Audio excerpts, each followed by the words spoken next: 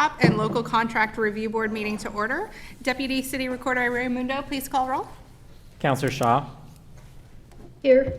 Councillor Slack. Here. Councillor Wolf. Here. Council President Hu. Here. Mayor Lube. Here. And Youth Councillor Mainini. Here. Thank you. Thank you, everyone. If you will please stand and join me in the Pledge of Allegiance.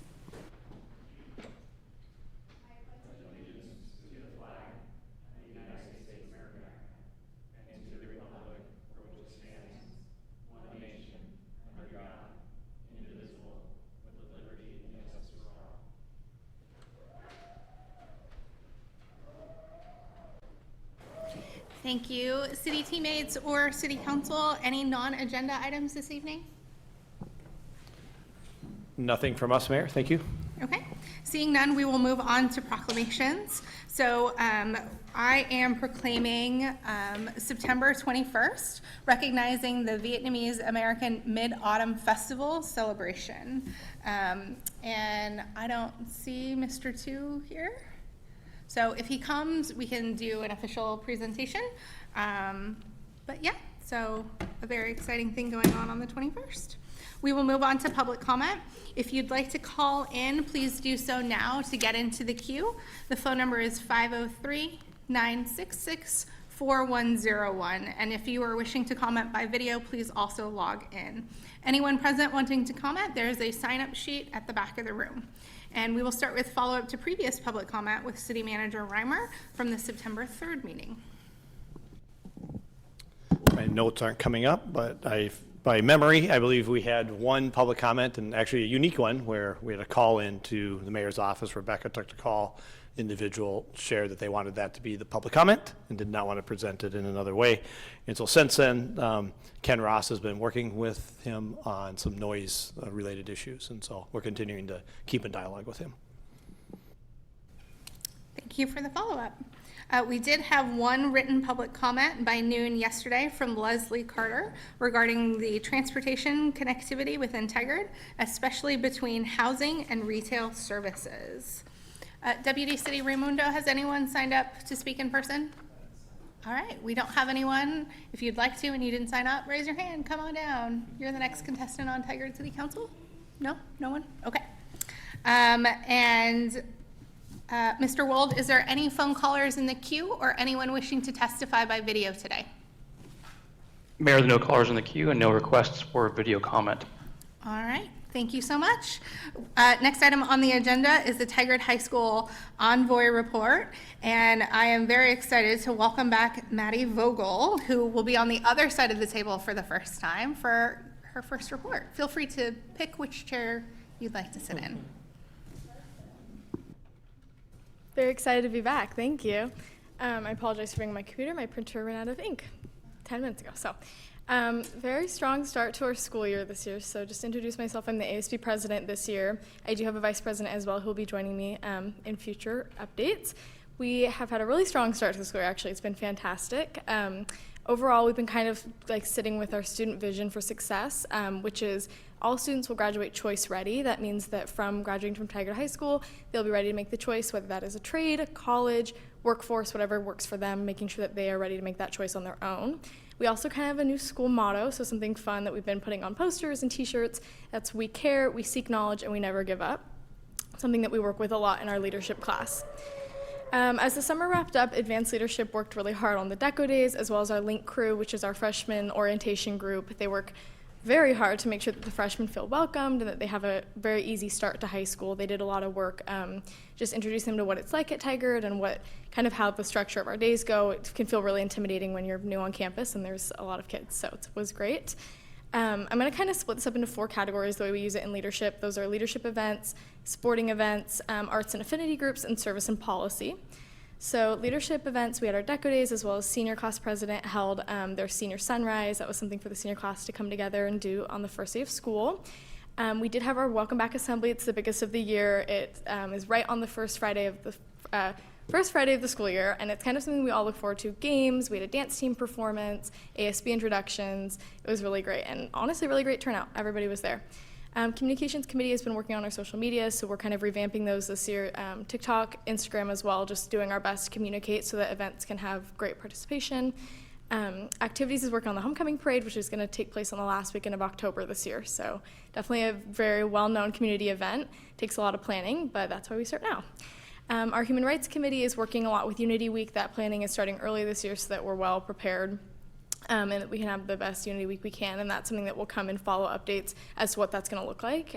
It's definitely one of my favorite events that Tigard puts on, a whole week just dedicated to unifying our student body. So it's really great. ICCF, which is our internal club committee and funds, is hosting Club Rush tomorrow. So everybody will be in our gym looking at the different clubs. I will be advertising TIAC. And we also had our club president's breakfast last week. So fall sports have gone super well. Moving on to our sporting events category, we have volleyball, football, cross country, cheer dance, boys and girls soccer, and water polo. Volleyball has a super strong varsity team. They've played 8 games and they've won more than half, so that's a really good record. Football, varsity's had 2 games so far. Losses, but really very tough teams. Won it all the way out in Eugene at Sheldon and Jesuit last week. So we have had a great student section though, ranked number 4. So very proud of that. Cross country, boys and girls have had lots of meets, and they have a Bellevue meet next Saturday that they're preparing for. Dance worked on their routines for the competition season, and they had 2 really good performances at both our assembly and our football game. Cheers working on competitions and did a really good job hyping up the student section, and soccer, girls and boys have been doing great. Girls have a home game tonight, so woohoo. The Spirit Committee and Leadership does a lot of sporting events as well as just overall like hyping up of the student body. They've been working on tailgates. We had a really successful first tailgate last week, and we hope to do them again. Our arts and affinity groups, I've been kind of quiet just with the school year starting, but band did amazing at the football game. They were playing all the classics, fight song. Our affinity groups did have their first roundtable this morning, and I was able to attend. It's where all of our affinity group leaders meet, and they talk about ways that we can really work on just equity within the school, as well as just bringing awareness to different affinity groups. So we had about, I would say, 15 affinity group leaders. So it was really, really powerful to just come together and do a work session and see how we can move on from where we already worked with last year. So. And then Service and Policy, our National Honor Society and Service Club have kick-started, so students are getting their volunteer hours. Lots of stuff to be volunteering for, lots of good causes. Tigard Youth Football is one of them, one of my favorites that we work with, and we just really have been focusing on helping all parts of our community, both the students, the adults, and the elderly. That is it. I'm happy to answer any questions if there is any. Well, you're not up to anything at all. Are there any questions or comments for Ms. Vogel? Well, it's really nice to have you back, and we look forward to seeing you on a monthly basis. Please also let us know if there's anything you need from us or anything you'd like for us to attend. And yeah, you can let us know just through email or with your updates if there's something. Absolutely. I plan to bring with me some of my chairs and class presidents and my vice president, so there'll be new faces that we can meet people. So yeah, thank you. That would be awesome. It would be great to see more students here. So thank you for that. Next item on our agenda is our Tigard Chamber of Commerce update, and we have Board Chair Tom Engel here in person to give the report. We'll do it after. Thank you.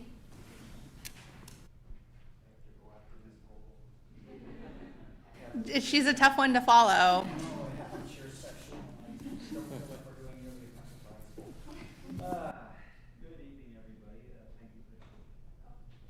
There we go. Thank you. Good evening, everybody. Thank you for having us again. A few extra things on this month's update.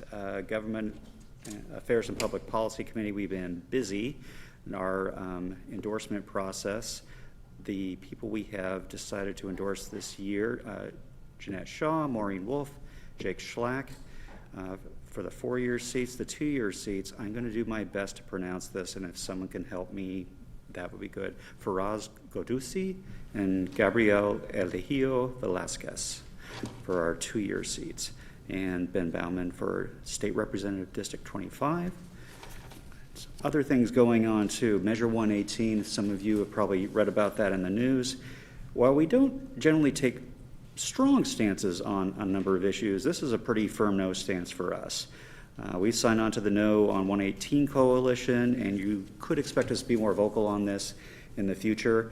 It's very easy to jump up and down and just say no taxes, and we're not that kind of organization. This is in particular very troubling to the business community, and we do intend to participate in the education process, as well as highlighting what the impacts are going to be for Tigard. This is particularly alarming to the business community.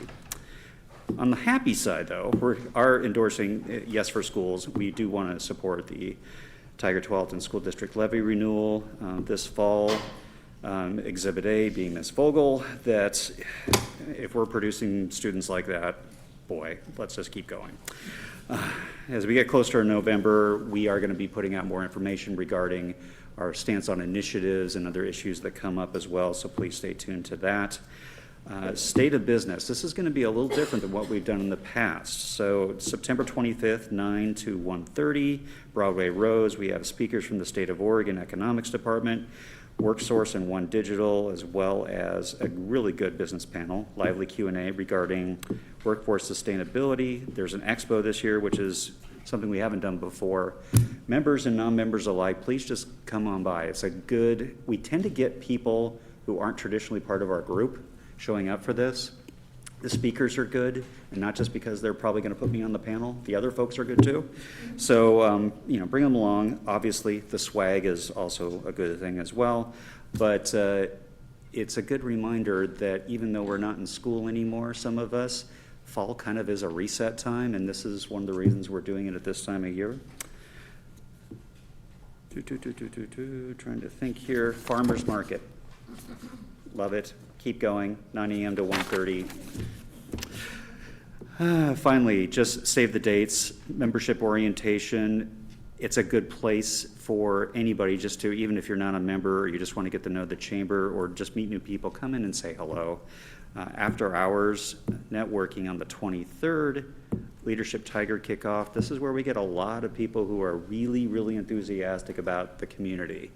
And it's a good opportunity, again, if you're just looking to learn about a new cross-section of people and folks who are enthusiastic about Tigard, come on by. We'd love to have you. And finally, State of Business, again on the 25th. Any questions before I keep pounding my pen more and more? So. Any questions? Yeah, Councillor Shaw. Thank you, and thank you, Tom, for the report. And with regards to Measure 118, also want to mention that a number of nonprofit environmental organizations, labor organizations are also against because of the impact of the cost. And just an example is OLCV. So just wanted to dovetail that it's not only a concern to businesses, but a number of other entities. So thank you for your report. Thank you. Thank you, Mayor. Thank you, Mr. Engel. Next item on our agenda is the police chief report with Chief McDonald. Welcome.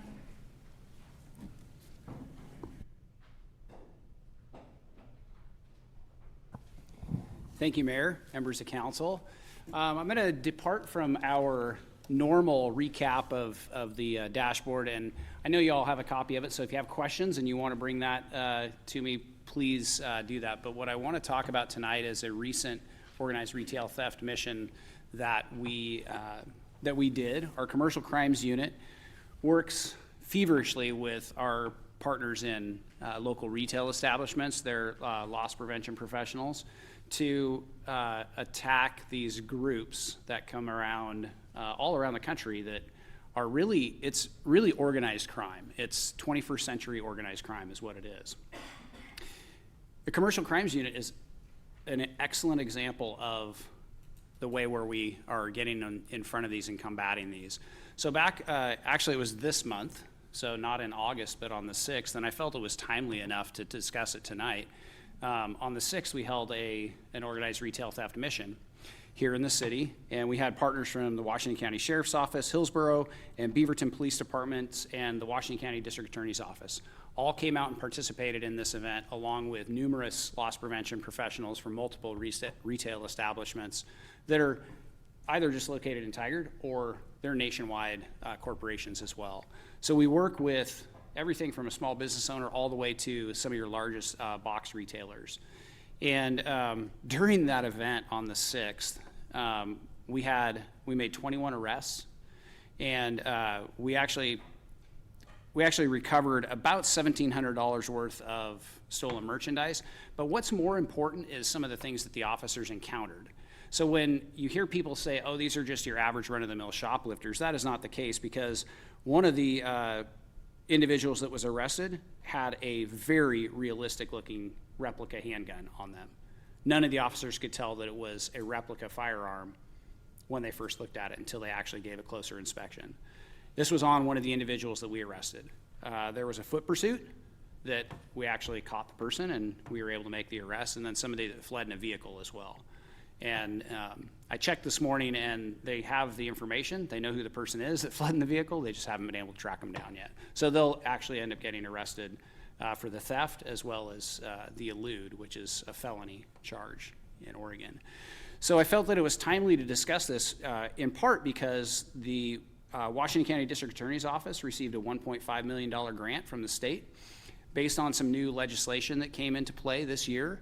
And as a result of getting that grant, we can now continue to do more of these missions because it'll help to back or to pay back the overtime money that ourselves and then our partner agencies that we went and did this mission with expended as a part of this. So that's in part what the grant funds will be used for.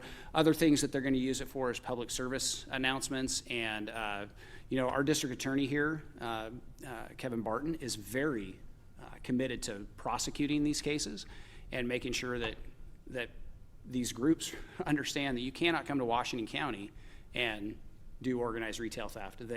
We will build cases and the district attorney's office will prosecute them.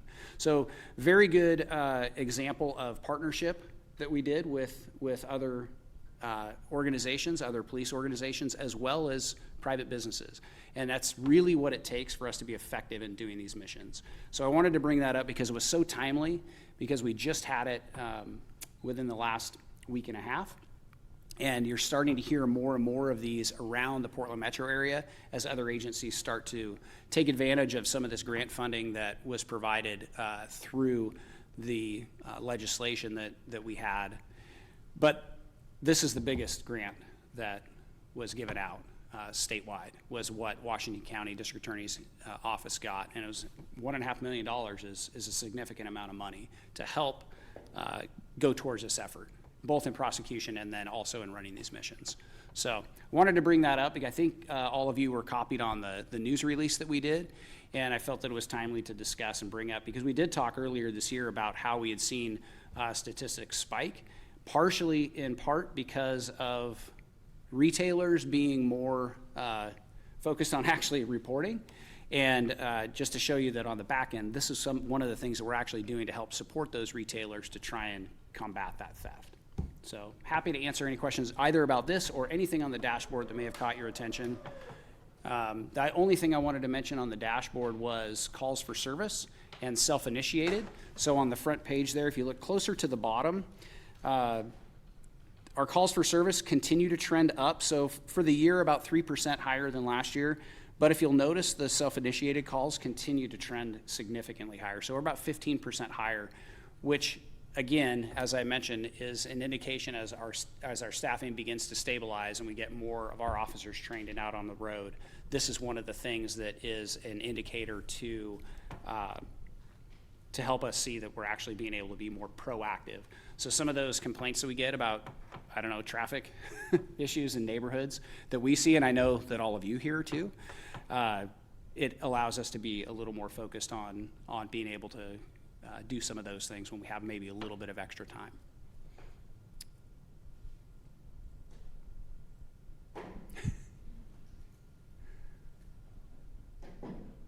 It died quickly. I didn't even talk that much today. I have a question. So we got the biggest amount. Is that because we're more susceptible to the retail theft because of Washington Square, or is it because we also have the commercial crimes unit and we do a lot of work in retail theft to begin with? Mayor, I think really the reason that Washington County got the most funding is because of the unique approach that we're going to take to running these types of missions, which most of the proposals that went into the state were individual agencies. So a individual police department or sheriff's office or district attorney's office, they sent it, we're going to do this. Washington County collaborated, brought everything together and said, this is what we're going to do as a county. So it's a countywide approach. So for example, some of the funds are also going to go to some special technology, sorry, my tongue got twisted there, that we'll be able to use in helping to better identify vehicles that might be involved when we aren't actually doing these missions, right? So it was the collaborative approach, I think, that gave Washington County the leg up to get more funds, because there's so many pieces that went into it that will actually be able to be more effective as a county. And I think the state really liked that approach, is rather than saying, oh, agency A is going to do this, and then right next door, agency B is going to do something different. No, we said, hey, as Washington County, this is how we're going to approach it.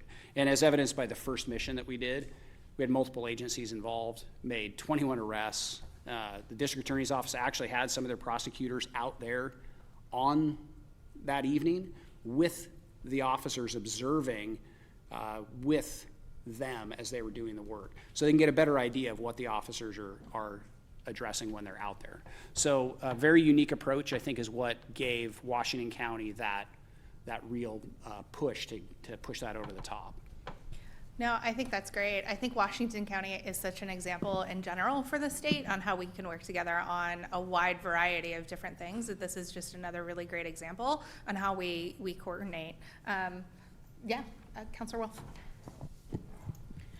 So Chief, I had a question. I'm certain you were welcomed with gratitude from the retailers, but just like the feedback on the system and just how those arrests took place or the process. I'm just curious kind of what you heard from those that benefited from the work that you accomplished. Yeah, I think the real key is that the retailers, they put so much investment in their own loss prevention teams that when they can actually partner with local law enforcement to do these types of missions, it just validates the work that they're doing. Excuse me. They have some of the teams that we work with are such highly professional loss prevention teams. I mean, this is what they do. It's not a bridge job where they're going to, they get into loss prevention in the hopes of getting into law enforcement, which is the case in some cases. But I know loss prevention professionals that have been in the business for 15, 20 years. This is what they do. They're very passionate about their work. And so when they have local law enforcement that works with them, it only validates even that much more of the work that they're doing to do. I mean, some of the businesses call it asset protection, right? And that's what they're doing. They're protecting their assets, trying to protect prices for all of us, right? So we always hear great kudos from the retailers as thank you, and even before the fact is just the fact that they're willing to be involved in these events. And I think it was 9 different retailers that we had on board that were a part of this most recent event, which is fantastic. I mean, it's a huge amount of coordination to have to do, but it's really important work. You bet. Council President Hu? Thank you, Mayor, and thank you, Chief. And I just want to pile in on the kudos to all the officers in this mission, and really express my gratitude to Washington County and our district attorney for this wonderful, proactive approach.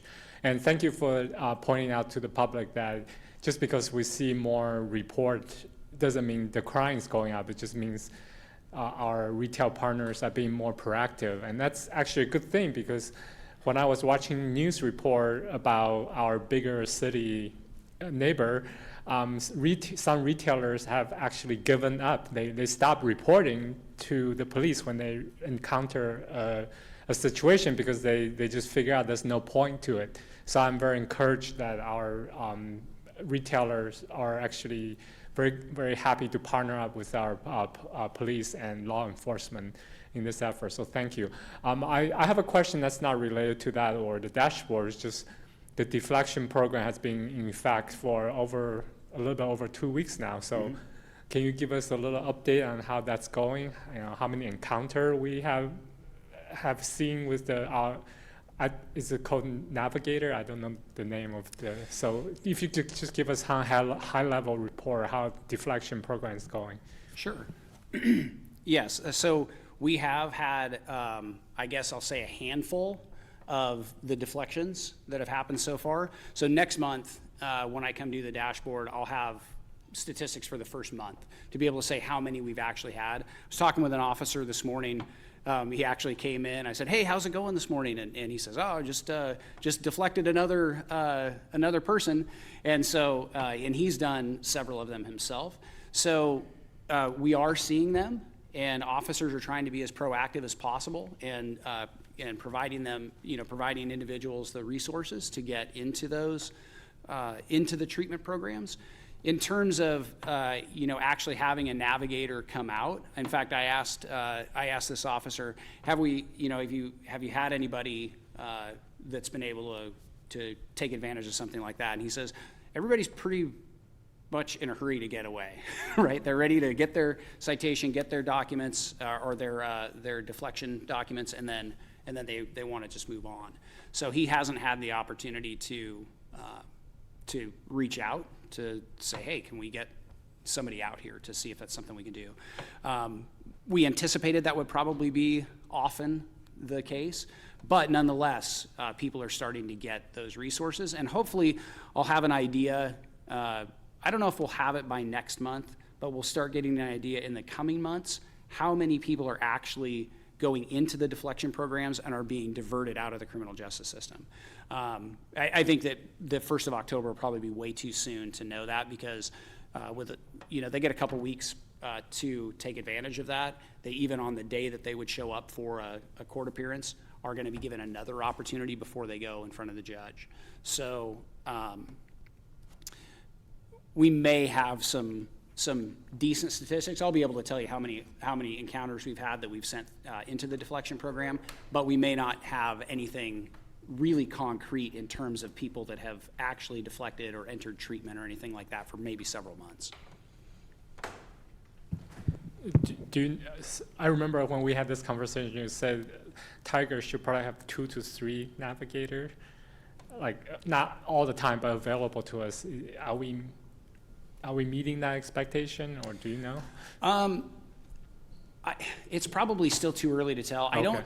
I don't think that. I don't think we're having that volume at this point.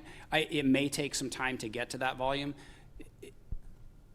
Honestly, we have a lot of officers who began after Measure 110 was passed, so they haven't worked in a realm where narcotics were effectively illegal for personal quantities.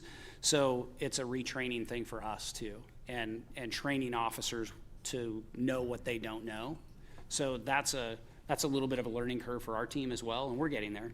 So I think it'll take us a few months to get into that muscle memory of how we need to be doing that, and I think that'll help us to determine what's the volume going to be and what is the need in Tigard specifically going to be. And that's something that I am keeping a close eye on. I've talked with the city manager about that as well, to say, hey, I want to make sure that we keep our eye on the ball when it comes to this, to make sure that we're meeting the needs of the people that are here in Tigard, because often we can, there's certain things that may be in place in other parts of the county that aren't specifically focused on Tigard. And so in this particular case, I want to keep a close eye on that. And right now, I think it's just too early to tell what that volume's going to be. Yes. You stole my final question. But I didn't figure we would have a lot of information yet, but it's always nice to hear first blushes. Anything else? Yeah, Councilor Slack.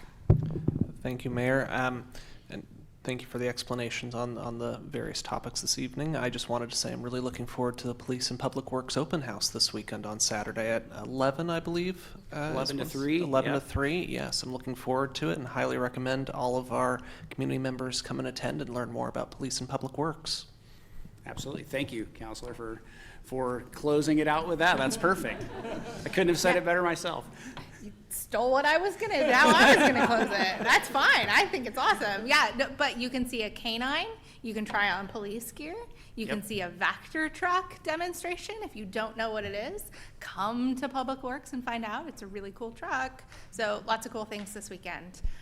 So yes, please come join us. Thank you so much for being here. Thank you, Mayor, Council. We will go back to proclamations because Mr. Thautu is here. Would you like to come on up and say something regarding Vietnamese American Mid-Autumn Festival? Yeah, please just press the button to turn it on. Good evening, Mayor, the Council President, and Council members, My name is Thao Từ, President of the Vietnamese Community of Oregon. This is not the first time I'm here. I have been here several times to receive the proclamations, and also this is the second time of this Mid-Autumn Festival event. I'm here to receive the Vietnamese American proclamation from the city of Tiger. On behalf of my board of the Vietnamese Community of Oregon, thank you so much for support. Thank you very much for consideration to allow us to receive the proclamation from your city. And we will have the event that will be held at the Clark High School this Saturday. Thank you so much for your time. Thank you very much for allowing me to be here. Thank you so much. If you'd like to come up and Yeah. get your proclamation. Y'all are standing, come join. You normally, yeah, I know, you normally don't, but now you have no excuse because you don't have to walk around.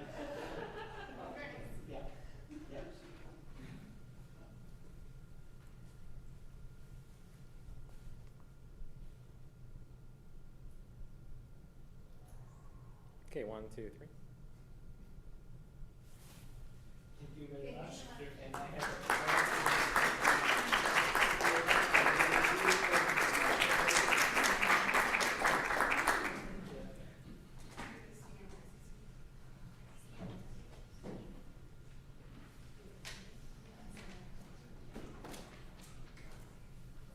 Okay, we will move on to our council liaison reports. Who would like to get us started? Yeah, Councilor Schlack, jumping right in. Yes, I'm very excited to give my first council liaison report. One moment. So I attended there were only 3 meetings during the last quarter of my assignments. There was a planning commission meeting in early, I believe on July 8th. It was a quasi-judicial hearing that we had, basically to review a parcel of land and see if, and review 2 applications. One was to change the zoning from industrial park light to, and I'm trying to, give me one moment. I want to be accurate for you all. Cool. I can type my password. From industrial park zone to light industrial zone. And then the other application was for the same site to basically a site development review to make sure it was, expand outdoor storage area, stormwater facilities, and landscaping. The Planning Commission unanimously approved both applications. There were also 2 library board meetings, one in July and one in September. At the most recent library board meeting, we discussed the recent ordinances that the council passed as they impacted camping on library grounds, as well as reviewed other library policies. I believe at the next council meeting, we will. There is a proclamation in the works for Banned Books Week, which was something that we discussed as well.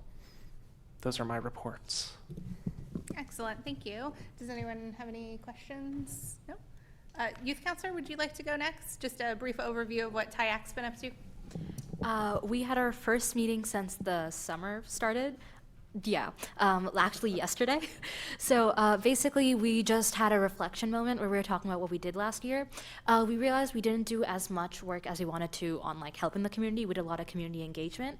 So we used that time yesterday to focus on exactly what we want to do for this year coming up, what we can do, and like what we should set our expectations for. We won't be doing any officer like appointments till like later in the year, like December, maybe January-ish, like last year. So it seems to be pretty flexible so far on how we're going into it, and just everyone's really excited. That sounds great. Councilor Shaw? Thank you, Mayor. I have 2 reports. One, Parks and Recreation Advisory Board was just this past couple weeks, and they had a very robust and very successful summer. The boat docks in Cook Park have been removed, which you recall we got a federal grant to assist us with, so that's in the works. We also had 10 camps with well over 20 campers per camp. So lots of great activities for our little folks in town. And the good news is the cost per camps is much lower than other communities, so it's well within the price range of most households. And they also have programs where they can help subsidize. In addition, there was many opportunities for concerts in the park, both at Universal Plaza. There was also movies in the park, which was both at Cook Park, but also in and at Universal Plaza. And there was an update on pickleball courts and lighting of potential pickleball courts. And then also with our East Butte Park, there is going to be a lit trail that is partnering with Safe Routes to Schools. So that there's a number of other activities which I'm happy to report in specific data if anyone is interested. Because our programs, both our recs and parks teams, are very busy this summer. And then the second, which Council Maureen Wolf may also mention in her report, is with our center. Sorry, my cold is a little is a little active tonight. But the City Center Building TIF grant, we were able to provide 2 grants this past meeting. One was for public art mural. It's going to be on the backside of Curiosities. And the second was for a new tenant that'll be moving into downtown, Rubicon Rugs. So that was 2 opportunities for investment in our downtown city core. And I'll pass it on to the next counselor. Thank you, Mayor. Thank you, Councilor Shaw. Councilor Wolf. Thank you, Mayor. As Councilor Shaw said, I participated in terms of the TIF grant, but just a couple highlights. Social Services Grant Committee, which then Budget Chair Schlack would have participated in. We just did a debrief on the system, which was great. Appreciated the time with Eric to talk about that. And I think, again, just top of mind, that idea is that an opportunity for participative-based budgeting. So I just want to kind of keep that percolating for those who might want to look at that differently. And then just to highlight, I serve on the representing City of Tigard with Washington County on the Community Development Block Grant Program Policy Advisory Board. They're celebrating 50 years across the country. We did a Washington County tour of some of those facilities that have been impacted since its inception in Washington County. There's been over $112 million invested in our communities. And that's services, rehabilitation, emergency rental assistance. And it was just a really interesting tour. I think one of my favorite spots was in Cornelius, that they've built their public library and then senior housing above that in mixed use facilities. Is very cool. And then we stopped by Just Compassion and then a variety of spots along the way. And then I think I also, this is forward thinking, community engagement meets tomorrow night, and just excited about the conversations on deck. Enviro Issues, which is the consultant focusing on kind of those navigator conversations. How do we engage in a thoughtful way in our community, seeking feedback from the community, and then also possible collaboration with CHART around our houselessness. So I think it'll be a great agenda. And with that, I will pass it to Council President Hu. Thank you, Councilor Wolf. And just brief updates on the Town Center Advisory Commission. They have 2 separate meetings since our last report. They received various updates and presentation, including one on tax increment financing. So that's for the new commissioners. But mainly the 2 things that will come before the council will be, one is a grant request from Just Compassion for their shelter and resources center. The commissioner recommend the $200,000 grant request for the downtown district TIF money. And then in a separate meeting, the commissioner also recommend approval of a $500,000 grant request from community partners for affordable housing. That's from the Tiger Triangle TIF Fund. One thing that's notable is that for 2 separate meetings, there was one commissioner and one community member both phone in, and they both, even though they both supported the funding request, they have concern that the city may be concentrating our shelters and affordable housing unit in one place, such as our downtown core and our Tiger Triangle, and they have equity concern that, for example, one of them mentioned, why doesn't the Bull Mountain neighbor have some affordable housing or shelter? So that's just interesting to me that, on two separate meetings, that two separate individuals expressing the concern about from equity point of view. So that's all I have. Thank you. Thank you, everyone. I will keep mine brief. I was trying to remember when the last time we gave these reports was and what has happened. So I'll just briefly touch on three things. I want you to know that the City of Tigard is active in conversations with the MMC regarding conversations around potentially proposed changes to the SHS Metro funds. That conversation continues to be ongoing and robust. The City of Sherwood is the only applicant for the urban growth boundary, and we heard the recommendation from the Metro, I think COO, is that recommending it should go through for expansion, and I believe it's 500 acres. Yeah, I think it's 500 acres. And with some specific caveats for amount of parcels per acre. The other thing I want to just highlight is we're excited to attend the listening tour, the Transportation Legislative Listening Tour, September 27th in Hillsborough, and I will bring back more information after I attend that. Anybody have any questions about anything else that's going on? Okay. Seeing none, we will move on to the consent agenda, and we will be acting as the local contract review board for the consent agenda, which is used for routine items, including minutes and approval of contracts or intergovernmental agreements. Information on each item is available on the city's website in the packet for this meeting. Items may be enacted in one motion without separate discussion. Today on the consent agenda, we have street sweeping services contract. If you don't know, every street in Tigard is swept at least once a month. And so this is the contract that takes care of that. Are there any questions, comments, or a motion on the agenda, on the consent agenda?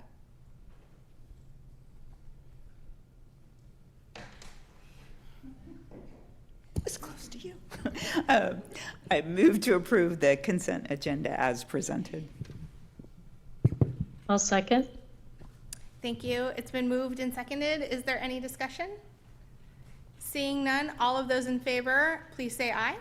Aye. Aye. Any opposed? The motion is adopted by unanimous vote of the council. And the next item is our legislative priorities workshop, and we have Assistant to the City Manager Hendricks and Assistant City Manager Tritch to lead the discussion. We also have other guests with us today. Thank you, Mayor and Council. My name is Nicole Hendricks, Assistant to the City Manager, joined by Emily Tritch, Assistant City Manager. And yes, we have some special guests in the audience today from our Government Affairs team, CFM Advocates. So from our state team, we have Ryan Gleason and Zach Reeves. And then from our federal team, we have Michael Skipper, and they're here to just be present, support, and if there's any questions at the end that we might not be able to answer, maybe they can provide some expertise. So next slide, please. So the item we're bringing before you tonight is a continuation of a discussion that we started back in June to begin developing our 2025 legislative agenda.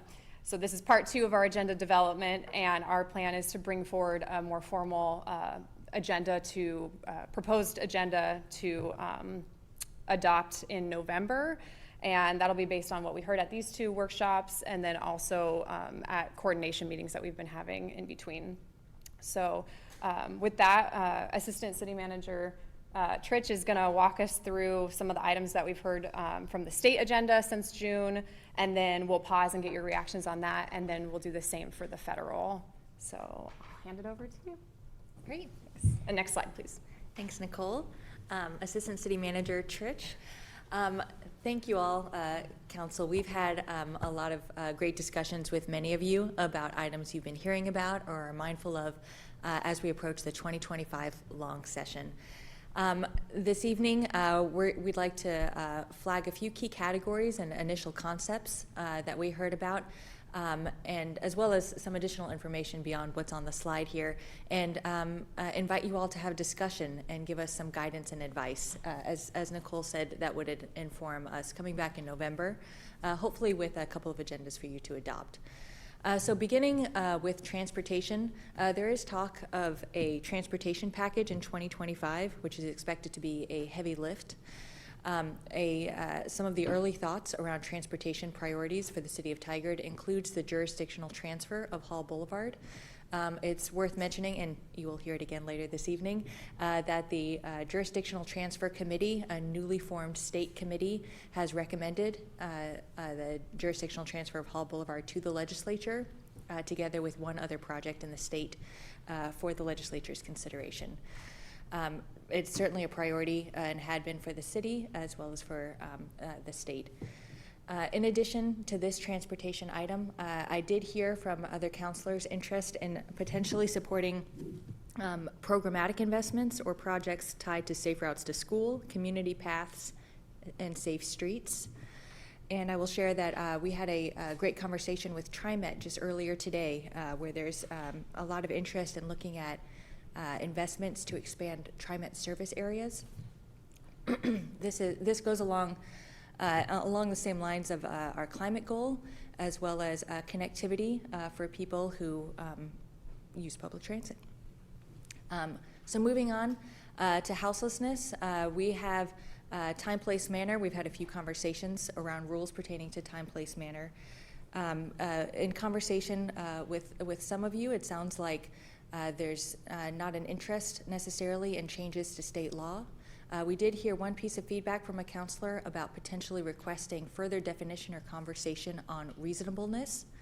So something for you to consider and discuss this evening. Lodging tax flexibility. Utilization of transient lodging tax is something that's come up in a few different venues, including the League of Oregon Cities has raised it as a question. One of the considerations is whether it's appropriate to, or whether you're interested in advocating for increased flexibility for utilization of these funds to be used for other matters pertaining to municipal services in support of tourism, which can include things like transportation, parks, and so on. Just for your information, in FY24, we reported about $775,000 in transient lodging tax revenue in the City of Tigard. It's a lot of topics, so forgive me, I'm moving quickly, but I want to get to the place where you can have that discussion. For public safety, we've talked a lot about behavioral health deflection programs, and so continuing support for the House Bill 4002, which was just passed in 2024. If you'd like to discuss any changes around that, that's something we could discuss. The feedback I've heard so far is there's not interest in any changes. And then in the climate category, there's a whole host of opportunities we can advocate for. If we wanted to be fairly general and just consistent with the council goal, initiatives that support climate action would be a great thing to advocate for, and also allow some flexibility to respond to whatever sorts of measures and opportunities might come along in 2025. So you can consider having more specificity if you like. And then it's not listed here, but I also heard some feedback about perhaps adding affordable housing to this list. That can look like a number of things.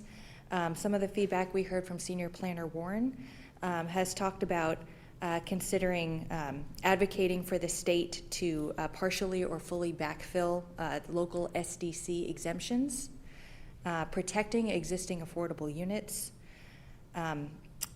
providing tenant protections, or to request the state provide additional infrastructure funding, which can also open up housing opportunity. And I'd be happy to answer any questions or speak more on any of these items. Also, our advocates are happy to join if I'm unable to answer your questions.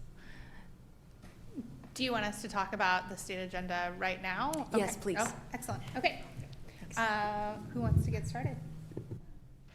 Councilor Wolf? You said Thank you so much, Emily. That was a very succinct and quick overview. So I think my question on houselessness, my sense, and Mayor, I can look to you as well, is there a consensus in the state that's where we're like staying put, that there's not going to be any kind of wind shift because of what's happened with the Supreme Court? Just curious about that. That's a first question. I have a couple others. Yeah, the team is coming up, but what I can tell you is there has been a group of legislators who have asked for it to be looked at. And I don't know if that's just politicking and their communities want them to submit the letter, or if there is a general interest. What I can say is the metropolitan mayors are, I don't want to necessarily say happy with it, but we are working within it. And like us, if we need to make changes, cities have done that. And we also sort of feel like there hasn't been enough time seeing how it really works. And so our stance is, as the MMC, is advocating for it to stay as is. But I will turn it over to the team if they have anything else to add as far as the other side of it. Thanks, Mayor. Councilor, I would echo what the mayor just said and kind of extrapolate it out to statewide. I think there's a lot of different, a lot of different places. So very much not a consensus yet. I do think it's reasonable to ask what reasonableness means and what that definition is, because reasonable for Tigard could be different for Beaverton or Portland or whatever it is, and I think having parameters is not an unreasonable request. Thank you, and I think that helps clarify kind of where City of Tigard or Metro is heading their voice, as maybe the statewide looks a little different. The tax flexibility, I always think it's, that local control, always an opportunity to leverage those dollars in meaningful ways, still in the spirit of why we collect the tax, but appreciate the flexibility with that. And then the affordable housing, I just think, I know there's a lot that's not in our control of what we do around affordable housing, but if there's opportunities to increase funding or get that support so that we can stand behind what we're trying to do to support our community, I'm in favor of that. That wasn't great words, but I appreciate Emily bringing that forward, and I would be in support. And that's it for me, so thank you. Thanks. I just want to give maybe some background for anybody who doesn't know that the local, the lodging tax flexibility, the conversations I had as far as the General Government Policy Committee for the LOC are around really the coastal cities looking to be able to use their transient lodging tax dollars around public safety. And so if you look at it, it's a highly area where a lot of tourists come, and they're having to use their general fund dollars in order to manage, I don't want to call it a problem, but a situation that, is sort of self-fulfilling. And so they're asking for that flexibility. I would say in general for me, I don't think that's an issue for Tigard, and I don't know that, I wouldn't advocate for us using our political capital to advocate for or against something that I don't think we have a strong position on. And so that would be the only thing for me is, if they ask for support, yes, we support it, but I don't know that we want to lead the charge in any sort of way. And thank you, Mayor. And I think part of just listening to the presentation, if there were components that gave us different flexibility that brings tourists in, but different uses locally, then I supported that. But if it's really more back to the coastal issues, which I think is more than fair, to support some of our gems of tourism, tourist areas, to use those dollars to support that. But I was just thinking more broadly, if it's how we could use it here, but that's not a safety issue like it is on the coast with tours. So thank you. I'm looking to you to correct me if I'm wrong, but I don't think I am. Excellent. Okay. Council President who? Sorry. Hi. Thank you, Mayor. So I just go through the list. Transportation, I agree. Houselessness, agree. Lodging tax, no problem. Public safety, no problem. Climate, so climate, I guess other city will probably have the same request as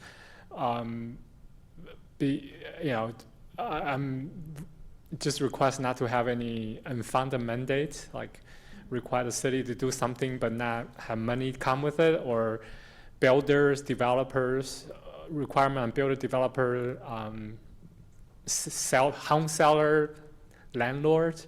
If you have any program, please please give us the money for it. So that's all I request. But yeah, and would you please introduce yourself just for the record? Thank you. Ryan Gleason, CFM Advocates. And Zach Reeves, CFM Advocates. Councillor Shaw, do you have anything to add? Yes, thank you, Mayor. Definitely with the jurisdictional transfer of Hall Boulevard, I think it's unspoken, but ensuring that the cost to bring it up to good repair is included. And so I'd love to see those together consistently, just so it's not just the transfer. No additional comments on the homeless houselessness. I agree with Councilor Wolf on the lodging tax flexibility, if it does give us additional flexibility. And curious too, if there isn't a renewal of the $1.5 million commercial crimes grant, if that's an opportunity, since that is considered public safety and safety, if we could potentially in the future use those dollars also for those initiatives. So I'd be curious to get some additional information there. And then with regards to climate, there's a number, it's pretty broad initiatives in support of climate action. I definitely see the intersection between transportation and climate, and I'd love to see us, and I'm just thrilled with Assistant City Manager Trish, the conversation today with TriMet, because I think we have the Triangle District that is a transportation desert, and it certainly would help to potentially even have some initiatives there like car share that would be considered both climate and transportation related. And I know it hasn't come up in this meeting, and perhaps Mayor and our CFM advocates have a better idea of where this lands, but the restoration of recreational immunity, so that'd be one question. And then the second, I've been getting a lot of concerns said to me with regards to the increase in utility costs, and I know there's not much as a city we can do, but curious if there's anything that is bubbling up at the legislature to mitigate some of those costs, particularly to our senior citizens and our low-income community members. And with that, I'll leave it to those two questions. Thank you, Mayor. Thank you, Councillor. Great question on the utility cost. We met with Representative Helm a couple weeks ago, and he actually mentioned that he's going to be bringing some sort of concept bill, really unsure what the language will be around that, forward on rising utility costs. So more to come there.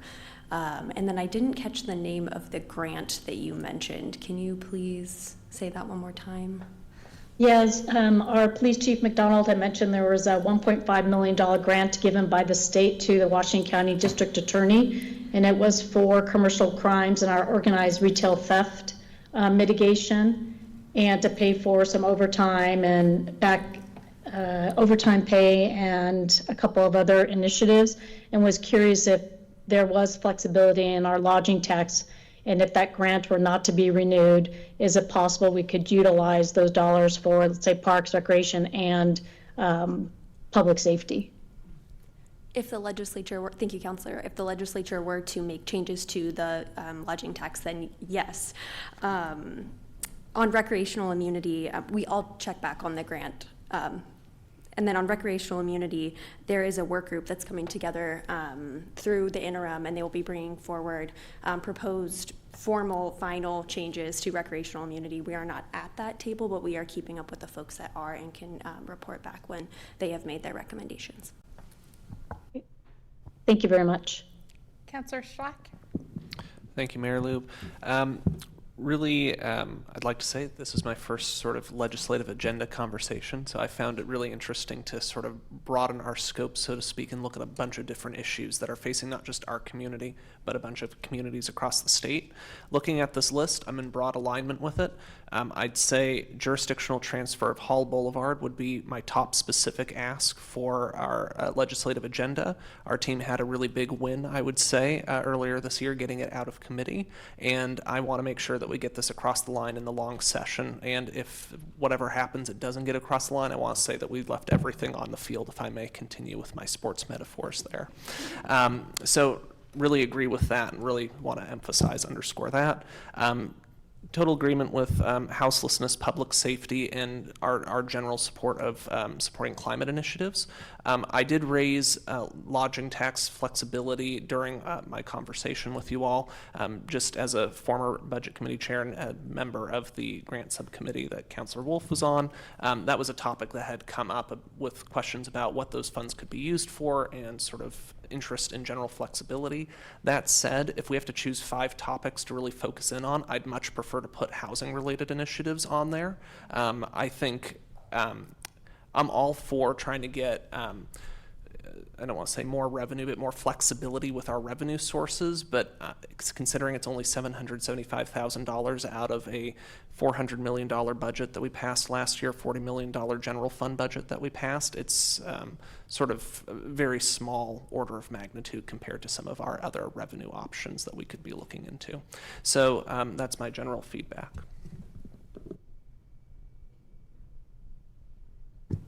Thank you very much, Councillor. And let me assure you, you're not limited to 5 in this conversation. In the next agenda item, we will limit you to 5, but we can feel free. I feel like I have the direction I need for this item. Unless there's any further questions, I can move to federal. Yeah, no, I just want to add, as far as climate is concerned, I understand the dollars so far are looking like there probably isn't going to be too many new programs.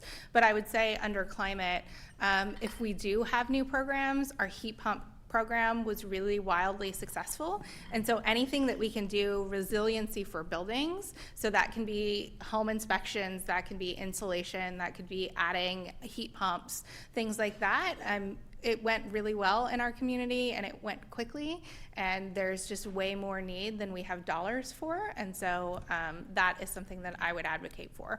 But just in general, I said if we had to put our chips into everything, I think this is the year for the transportation package and to advocate for funding for Hall Boulevard. Thank you very much, Council. This has been very helpful. If we can go to the next slide, please, Victor. Thank you.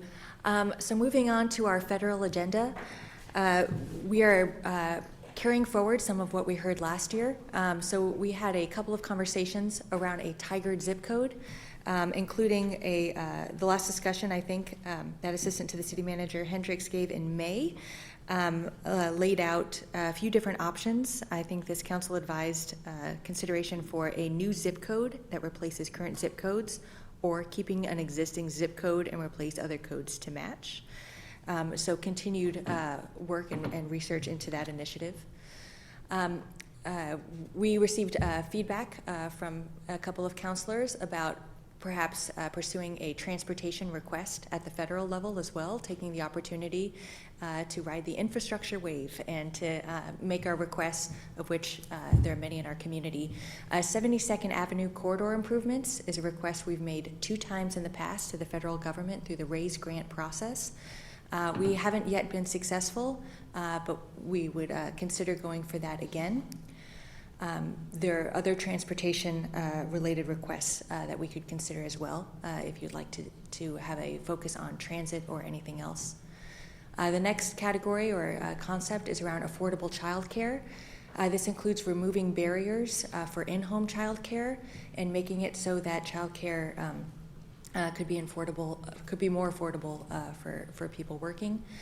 The next is the heat pump incentive program.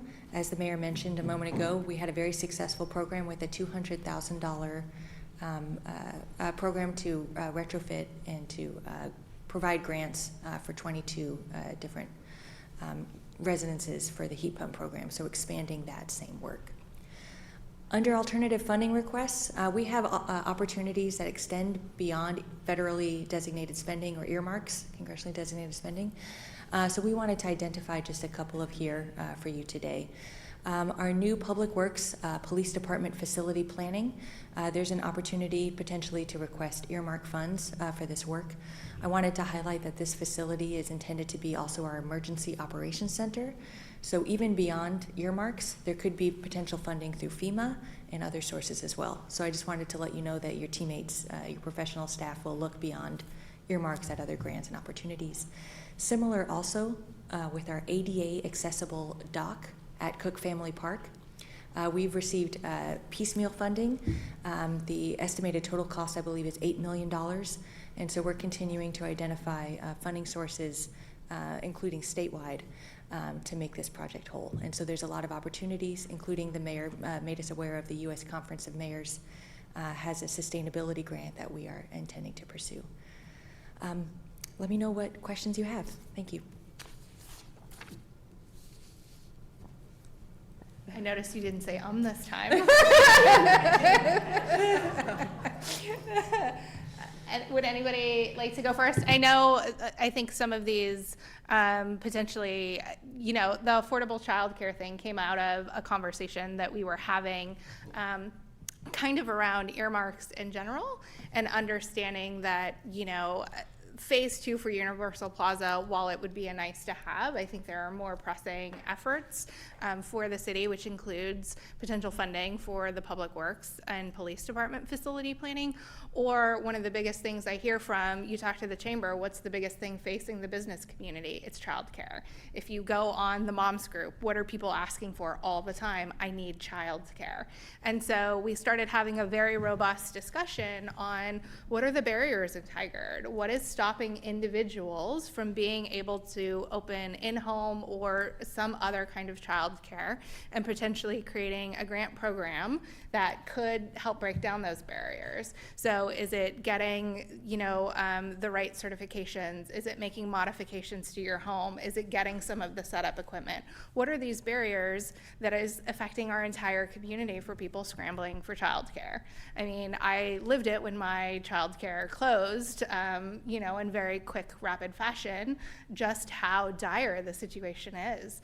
So this could provide a wonderful opportunity for us to potentially make changes to see if there's perhaps even anything in our code creating barriers, and the grant aspect of helping people get beyond that barrier and creating more of that. And I think it's a really great partnership also with our business community, which again, that's what I hear at the chamber all the time when I talk with the CEO, it's childcare. So that's where that conversation came out. If you're looking at it going, what does this mean? I wanted to give you the background on sort of how it developed.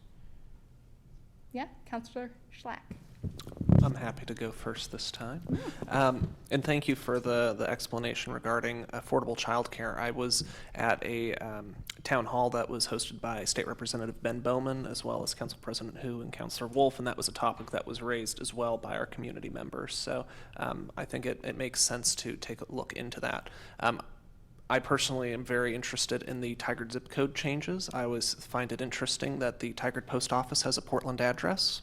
And I know many of our residents who are proud to live in Tigard, have Portland addresses or now Sherwood addresses as we move into River Terrace area. So I would just from a organization standpoint, I'm very interested in that particular topic, and I'd love to discuss offline more the mechanics of how that sort of change would look, because I didn't even know you could change zip codes like that, although it makes total sense when you think of it. There must be a mechanism for it. I am also very interested in exploring the funding for the Public Works and Police Department facility planning. I'm curious about the word planning in that, though. Would you be able to elaborate a little bit more of what facility planning would mean as opposed to just funds for the facility to be built? I will, and I'll invite City Manager Reimer to jump in at any point. So in some of our work, we have the opportunity to, there are grants and funds available for planning work. I think the FEMA BRIC grant, which focuses on resilient infrastructure, I think has a separate set aside for planning. I know that in some of our grant pursuits, there are separate funds for a planning grant that then could lead into a construction grant. And so identifying where we are in the process, which is at the planning stages, if there's money available, we will pursue it. And then when we get to construction, we will pursue that too. If you want to, okay.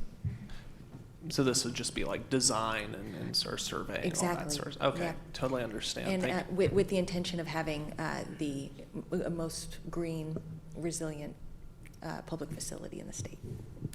Terrific. I support that goal. Yeah, I think just based on my recent onboarding tours of the current public works and police department facilities, I think we should go for that funding request personally, and I also support the proposals to go after more transportation infrastructure earmarks, but I really appreciate that specific item being listed, and I would love to see it on the main list, not just alternative.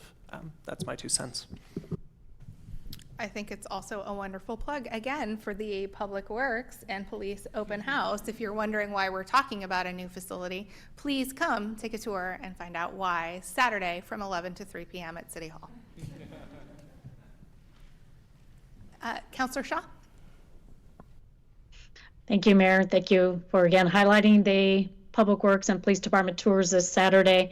Definitely would love to see the Tigard zip code change just from a branding and marketing perspective. Having to put Portland each time where people correcting me and saying you're really not in Tigard, you're really in Portland, gets a little old, both from a community member but also a city councilor. So thank you for highlighting that. Also interested in hearing more and learning more about the affordable child care and some of the barriers there. And curious, a question I had was funding for the heat pump incentive program, wildly successful. That was a state program. Curious if there are federal dollars for this, and if so, where would that come from? So that'd be my first question.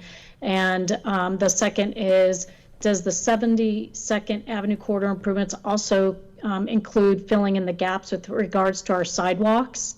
Those are the 2 questions, and then I'm supportive of the alternative funding request. Thanks, Counselor. And for the record, my name is Michael Skipper. To answer your second question first, the answer is yes, I believe. Correct? Yes. That's a little simpler. The first question, what we're thinking in terms of the heat pump incentive program is trying to take advantage of the Inflation Reduction Act in the remaining years that it is authorized and funded. So it created a number of new grant programs that didn't exist before to fund things like renewable energy, climate change, mitigation, adaptation. So there's a number of eligible programs at the federal level now that didn't necessarily exist back when you got the state funding that we'll be pursuing for that. Great, thank you very much. And no further questions. Thank you, Mayor. Councilor Wolf? Thank you, Mayor. Ditto to supporting all that's been said at this point. And so it's really based, Emily, on what you said, like the FEMA funding, it sounds like for the planning or potentially looking to that resilient or climate-focused energy, that would all funnel through those FEMA planning dollars. And clearly, we're not to that stage yet where we get to really try to get funding for construction, which will be down the road. And I agree with Councilor Sack's comment about lifting that up above the line and removing the kind of alternative requests. And this is probably not going to make top billing this year, but something now I've become curious about is I had the opportunity, as I'm trying to learn more about affordable housing and had the opportunity to chat with Skylar and Emily today, I'm just curious more and more now about the barriers around affordable housing that isn't necessarily a high-rise or high density that supports those greatest in need. And that seems to be a structural challenge at the federal level. I don't think that's something Tigard's going to take on by itself, but I'm curious about it. And we talk about equity and opportunity for families that should be better. And so that's just really stayed with me since our conversation today. And so it's just something that I'd like to put on a curious column, maybe for future conversations, but something that really should be looked into. So thank you. I realize, I apologize, I skipped over the youth counselor. Do you have any questions or anything, you want to add? Sorry, I was just wondering, under alternate funding request, so it's not confirmed yet if we do have funding for the Public Works and Public Police Department facility or the accessible dock at Cook Park yet? Thanks for the question. So we, for the Public Works Police Department facility planning, we've identified some preliminary dollars. It's always, we could always use more resources. Any funding that might not go to this phase could be used in future phases. And in as much as we're able to get external funding, that can help bridge the gap so we can have a fully funded project. Anything you'd want to add, City Manager? For the ADA accessible dock, we do have some funding. We've received 2 grants so far that I'm aware of through the Oregon State Marine Board. We're in line for a 3rd. These are small funding amounts, and so there's still a balance. And so some of these funding requests or pursuits will be to bridge the gap in order to make it whole. A lot of our capital projects tend to be costly, and unfortunately the grants don't always meet the full need. This project in particular is piecing together several sources. Thank you. I was really curious about that one, and I'm also curious. We talked a bit about affordable childcare. Do we have any specific, very clear, concrete things that we want to do with the grants for it, or is it still in discussion? Okay. Still in discussion, I think, to figure out exactly what we would write for, and especially what the grants could potentially be. Because we have some cities around. Beaverton has done some research on what the barriers are, and so just making sure that we have good information as we're setting up a potential ask and program. Thank you. Council President Hu? Thank you, Mayor. I don't have any comments or questions, so thank you. Yeah. Mayor, I have just a real-life example to share about the Tigard zip code. So many of you know that we are in the process of selling our existing home, and so we close in a week, and so all the documents are done, and then late yesterday we got a rush from our realtor saying we need to sign an addendum, and the addendum said our address is in Tigard because the title was finding all different references to, the other community. So just a real-life example of how it would help in other areas as well. Yeah, and quite frankly, in the new area, nobody knows where they live. The city boundary is different than the school boundary, which is different than the post office that serves it. So Councilor Schlack, I can see his house from mine, and people in his neighborhood think they live in Sherwood. People to the north think they live in Beaverton. People where I live don't know where they live.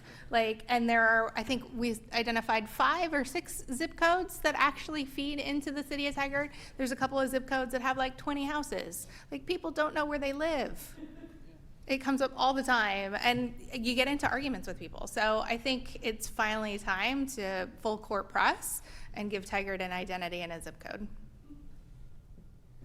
Since my address was mentioned, totally agree with what you're saying, and I'd like to add, additionally, we have the entire Tigard, the unincorporated Washington County that's sort of in the midst of all of this as well, which further compounds confusion, not just with Beaverton, Portland, Sherwood, Tigard, but then there's unincorporated areas that's just in the middle of this territory. So it's very confusing.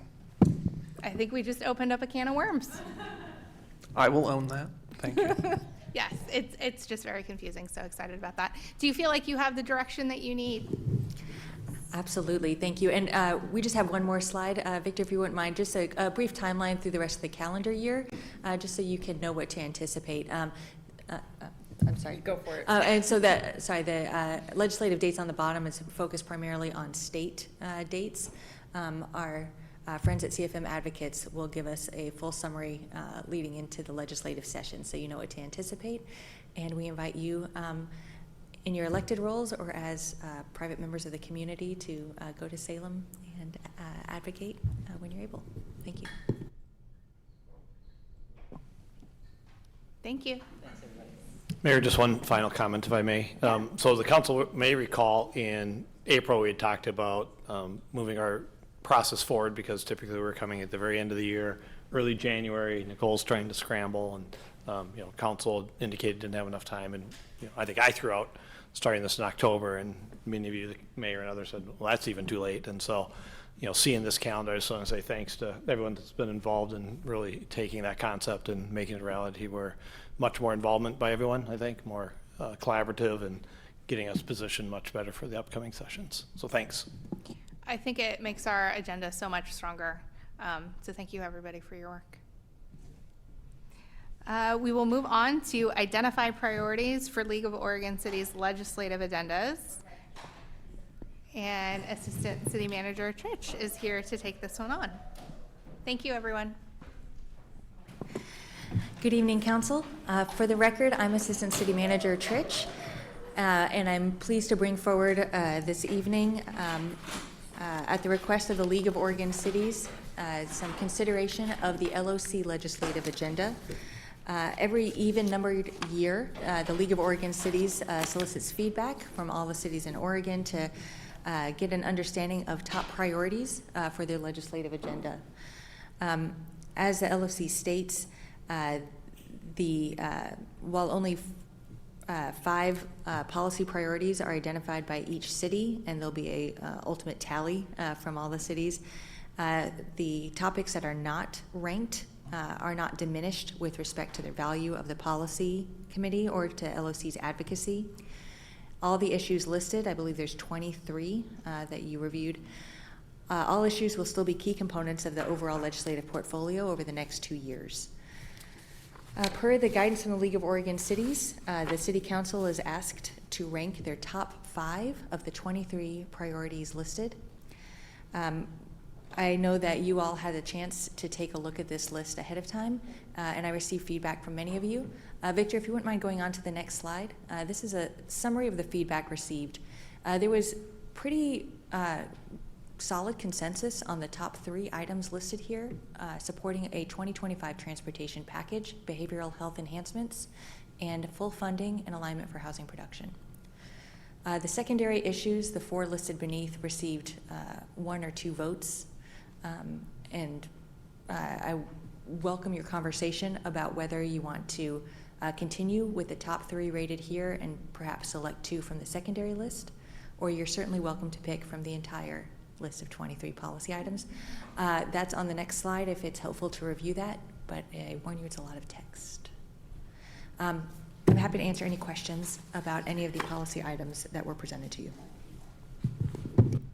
Thank you. I do think maybe, do we have a preference over one or the other? Just adding from the secondary issue or adding from the other list? The only thing I was just looking over the conversation we had about resiliency for buildings and where was it? There was one for building decarbonization, efficiency, and modernization that could fall in line sort of with some of our climate goals based on the last conversation. Yeah, Councilor Schlack. Oh, I thought I found the bullet point, and I was going to interject a guess, but no. Oh, okay. No. Okay. Councilor Shaw, would you support adding that one given our conversation on the last topic?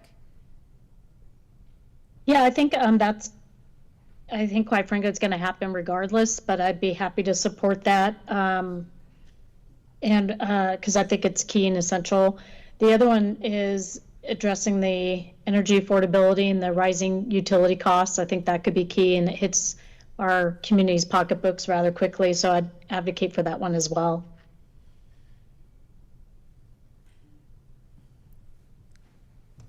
Yeah, Councilor Schlack. Thank you, Mayor. I fully agree with the top-rated issues and have no objections with those being 3 of the top 5 of the remaining secondary issues.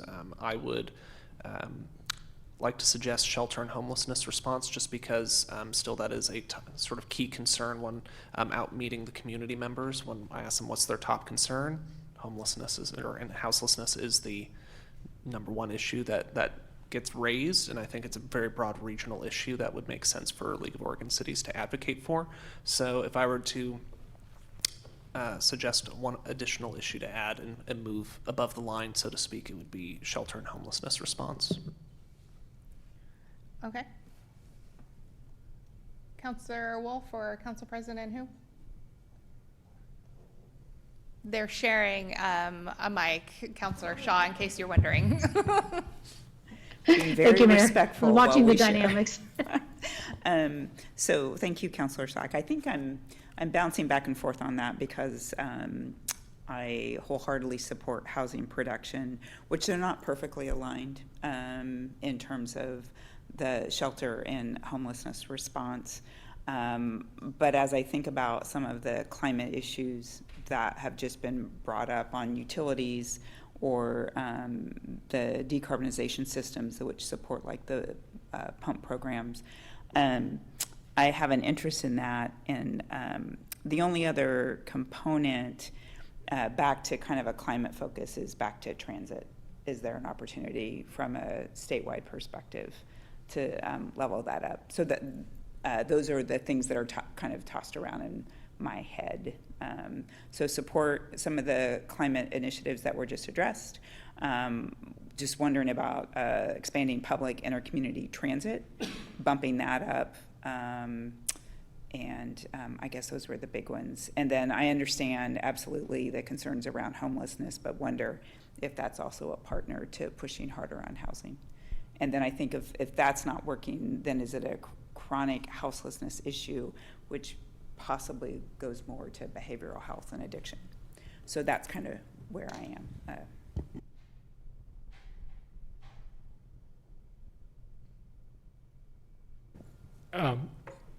So top rated issue, no problem. The secondary issue, I think in terms of, I think funding and expanding public inter-community transit and shift from gas tax to road user fee are, I think that's what I picked for the top 5, running out top 5, just in terms of, they both are pretty related to climate, and when Councilor Wolf and I attended the Tualatin Chamber of Commerce transportation presentation by Representative McLean and ODOT, I think they are all talking about shifting from gas tax to road user fee, but and I think it's worth exploring that a little bit further. So, so if we need to add 2 more, that would be my 2 choices.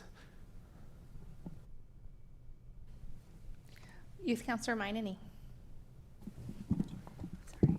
I completely agree with the top 3 rated issues, and from the secondary issues, I find funding and expanding public and intercommunity transit, as said earlier from the councilors, also really important and something we should focus on just because Tigard needs to be accessible and walkable. And I am curious, like Councilor Wolf was saying, does shelter and homelessness response have something that's not included from behavioral health enhancements and full funding and alignment for housing production? Because if there's something that's key to shelter and homelessness response that's not included in those 2 bullet points, then I would advocate for that one to be included as well. So I think I'm hearing the most consensus around the transit and shelter and homelessness response. Is that?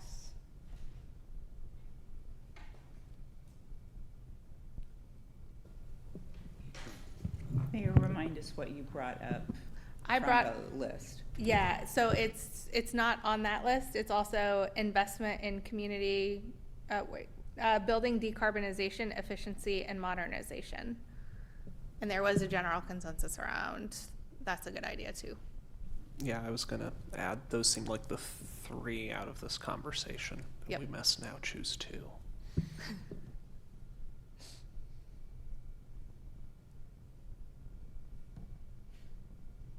Or we can just leave the top 3 and submit 3 instead of 5. Yeah, Councilor Wolf? So I feel like there's broad consensus around transit. So I think we can bump to 4. And then what I wonder, back to Council President Hu, addressing the session we listened to at the Chamber event on transportation, I wonder if there's momentum with the Transportation Roadshow, that's going to be a priority that's in place. And so I just wonder, and I am curious to explore shelter and homelessness. I almost want to peel it back a bit more. What is it that we would want to accomplish? I mean, we know like Just Compassion could use additional funding. Is it funding for shelters, or is it really about the individuals, which is about housing and behavioral supports? So, which organizationally are we trying to support them, or individuals are we trying to, direct our advocacy towards that? So I recommend the transit go up, and then I'm not opposed to another climate issue such that you brought up, or Councilor Shaw. But I feel some of the others may shake out themselves based on leadership interests, in my 2 cents. Yeah, shelter and homelessness response, it's so broad, I have no idea what they're talking about. I have the text pulled up. I'd be happy to read it. Okay. Funding should include baseline operational support to continue and strengthen coordinated regional homeless response and include a range of shelter types and services, including alternative shelter models, safe parking programs, rapid rehousing, outreach, case management, staffing and administrative support, and other related services. Also support for capital funding for additional shelter infrastructure and site preparation. I wonder if this is being led by communities not in the metro who has SHS funding already. Yeah. Okay. Councillor Shaw? Thank you, Mayor. And following with our council goals, I would agree the top 3 makes sense, and then moving up funding and expanding public and inter-community transit. One that isn't addressed, and Mayor, you raised it, is from the climate perspective, is that building decarbonization, efficiency, modernization. So if we look at fulfilling kind of our council goals, I wonder if that wouldn't be one that we'd then consider our 5th category. Thank you. I think the shift from gas tax to road user fee is going to happen whether or not we add this onto our list. And I think there's a potential to identify another issue that maybe isn't as high of a priority, like the building decarbonization or one of the other issues that we've talked about, because they're absolutely talking about the road user fee. Yeah, Council President Hu? Yes, and from that point, I totally agree. So maybe we can, I think it sounds like we agree on 5. And also for shelter and homelessness response, I almost feel like if we get going that way, we should have a definition for reasonableness at the same time, right? It's like they should be tied together. But yeah, I think those 3, the public transit and decarbonization, I could go with those 5. I'm seeing a head shake from the youth counselor, head shake from Councillor Wolf. Is that something you can get on board with, Councillor Schleck? I would be happy to, and I would like to sort of raise Councillor Wolf's comments earlier about how housing production and behavioral health are matters that do impact our response to the homelessness situation, problem that the region is facing. So I think considering our previous discussions on our legislative agenda, I'm satisfied with where we're at with our sort of homelessness agenda in this regard. That's a lot of words to say. I'm fine with this, yes. And I appreciate the discussion and you all hearing me out on that. Yeah, it's important to hash it out. Okay, so the top 3 are good. We will be adding funding and expanding public and inter-community transit, and also building decarbonization, efficiency, and modernization.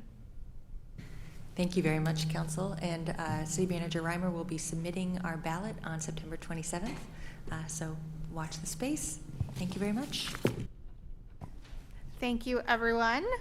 Moving on to the next item on the agenda, which is the City Council goals update with City Manager Reimer, Assistant. There's a whole list of people, so I'm not sure who's starting. Good evening again, Mayor and Council. Nicole Hendricks, Assistant to the City Manager. I'll be kicking us off. So like you mentioned, I'm joined by many teammates tonight responsible for helping coordinate the implementation of our council goals, and I'll let them introduce themselves as they start their part of the presentation. Next slide, please. So our goal for tonight is to provide a high-level briefing on the goals for 2023 to 2025, which are to reduce houselessness, address climate change, modernize and improve city services, and enhance community safety and access. More detailed briefings and updates happen on the goals throughout the year, so this is intended to be more high-level. And we ask for any questions or guidance on those goals based on the information we provide tonight. And our preference is to get through all of the goals and then revisit and get comments at the end. But if you want to pause in between each one, we'll just keep an eye on time as we do that to make sure we have enough time at the end for all of them. And with that, I'll turn it over to Program Manager Ezel to introduce herself and provide an update on the council goal to reduce houselessness. Thank you, Nicole. Good evening, Mayor and Council. I am Kim Ezel, Program Manager for Strategic Initiatives. And can we go to the next slide, please? So just to quickly review, one of the goals for Council from almost 2 years ago was to reduce houselessness, and I'm pleased to update that we are either in progress or complete on all 5 of the strategies from Council. Creating transitional housing and securing wraparound services is in progress. We have completed adopting a time, place, manner ordinance and have revised it twice since it was passed, which we always knew that we were going to. We've created a grant program to support businesses and in progress securing ongoing state as well as other sources of funding, and provided council with options for tenant protections in the last 2 years, and that status could be marked complete, although we can always continue to provide more options to council. Next slide, please. Just to quickly go through some of the key accomplishments, this isn't everything that's happened in the last 2 years, but it's certainly some of the things that have happened in the last 6 months. As I mentioned, we've updated the time, place, manner ordinance a couple of times. We have funded the Safe Parking Program, which we are partnering with Just Compassion of East Washington County to operate. That first safe parking site will open at City Hall next Friday. We'll be announcing that, as well as the updated Good Neighbor Guidelines and Code of Conduct next week will be going out. But very excited and very grateful to the community for all of their comments and engagement on the topic. I think it's made for a better program than when we started. Just Compassion's campus construction is ongoing, and I'm very excited to announce that we have hired a city council liaison to support addressing houselessness in Southeast Washington County. So as a reminder, this was an intergovernmental agreement that is funded by Washington County for a full-time FTE to support Tigard 50% of their time, and then Tualatin and Sherwood 25% and 25% respectively. It is Megan Cohen, who council may remember from a presentation I gave in March, and she partnered with me representing Beaverton, but she will be joining the Southeast Washington County team starting October 7th. Some things that we're looking forward to going forward is to site 2 more safe parking sites. The grant agreement with Just Compassion is for 3 sites, so 2 more sites, looking at trying to identify those and do all of our public outreach and engagement in the new year. We'll continue to review and refine time, place, manner, explore opportunities to expand services. And then 2 big data points that I just want to raise for council and our community is that we expect the SHS annual report in October, and then that Washington County will be presenting to council on that annual report at the November 12th council meeting. And then the point in time count will be in early 2025. The last point in time count that counted unsheltered households and community members was in 2023. So it's been 2 years since we've had that count, and this count will give us a much clearer indication of kind of what levers have been working in the community and what we're looking at for what we need to address in the coming years. So, and then one last point that I wanted to make sure that everyone was kind of in agreement is that we, council had discussed previously kind of reorganizing how that chart committee works, and it had been proposed by Councilor Wolf to do a joint session with council, Committee for Community Engagement, and our chart group that has been scheduled for late October tentatively, as long as council is still in agreement with that joint workshop as the plan forward. Otherwise, thank you very much for your time this evening. Next slide, please, and I'll welcome up Program Manager Washburn.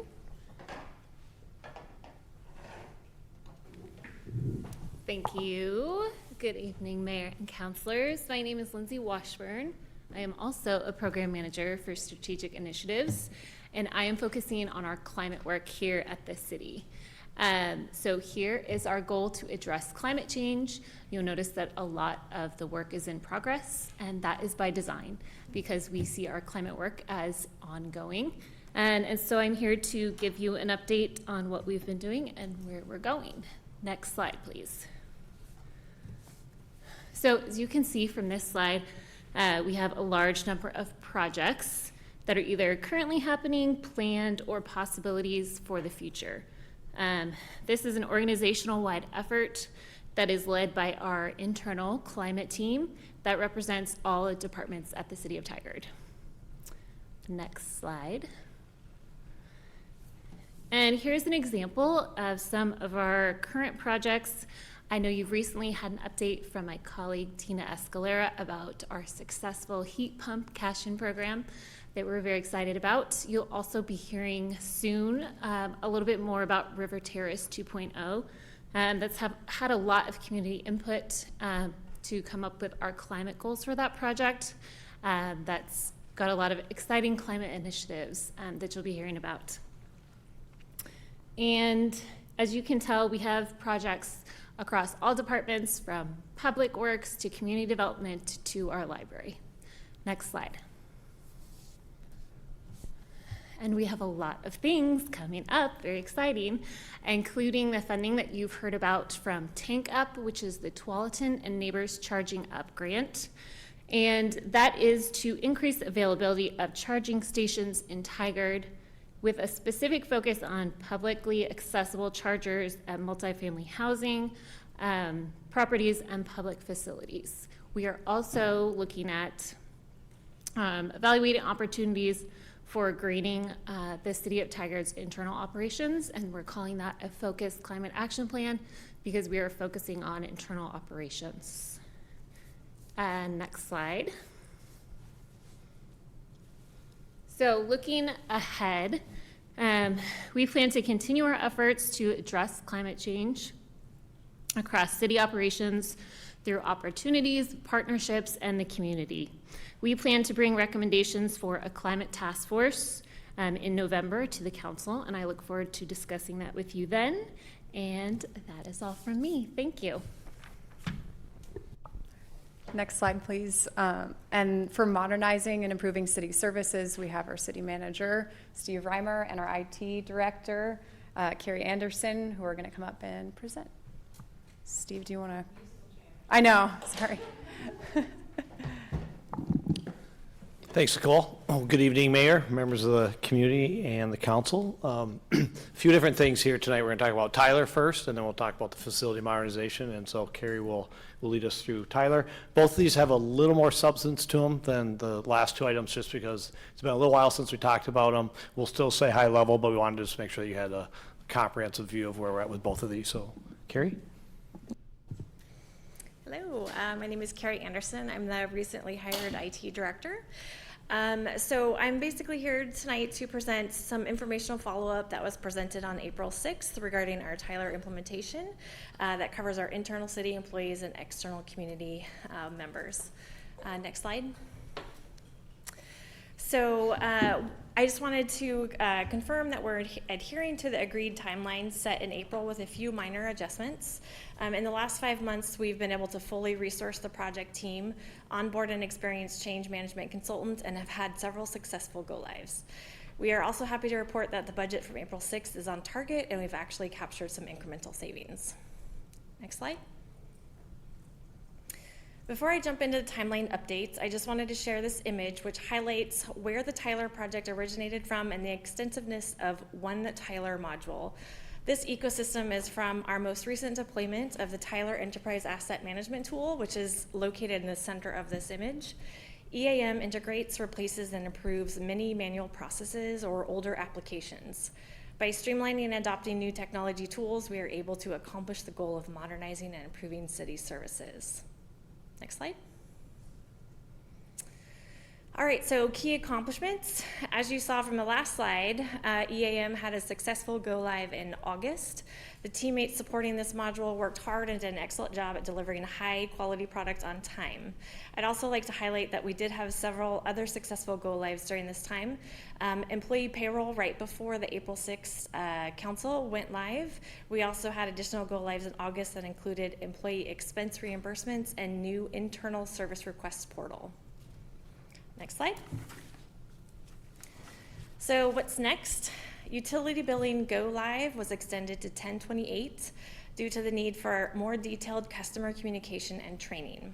As a reminder, this module provides our community members with an online customer portal that allows them to view their usage, view their bill, pay their bill, and sign up for auto pay. In addition to our normal external communications, the team will present at the City Council meeting on 10/15. This presentation will demonstrate what a customer experience will look like, as well as showcase our training videos and job aids that will be hosted on the Tigard website. Other modules set to go live include our HR personnel action forms on 11/4, our external service requests on 1/28, risk management in February, and the enterprise permitting and licensing module will go, also known as EPL. The EPL module is another community-facing portal that will have a broad range of communications and trainings. This module was set to go live in the beginning of 2025, but due to the need for some more detailed customer communication, it will be extended to 4/29. The teammates associated with this project are excited to help the city modernize and improve internal workflows.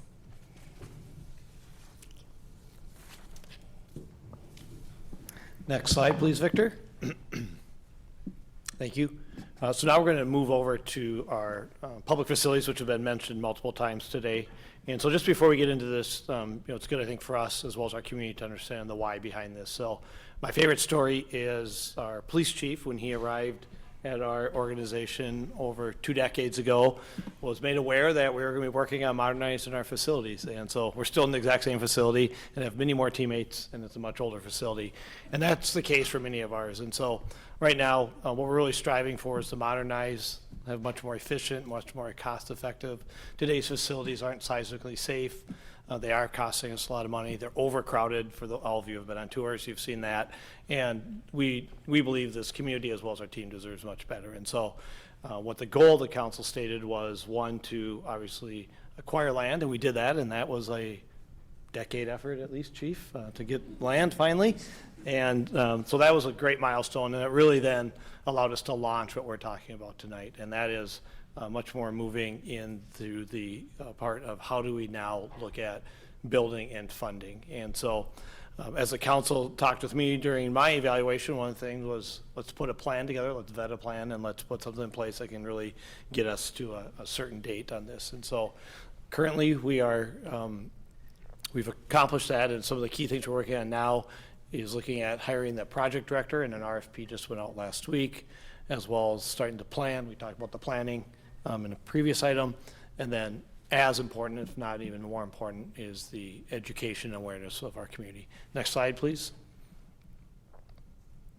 So what we've done, thanks to Kim for her leadership, we've brought together the key departments and key teammates to really look at what we're calling our early governance framework.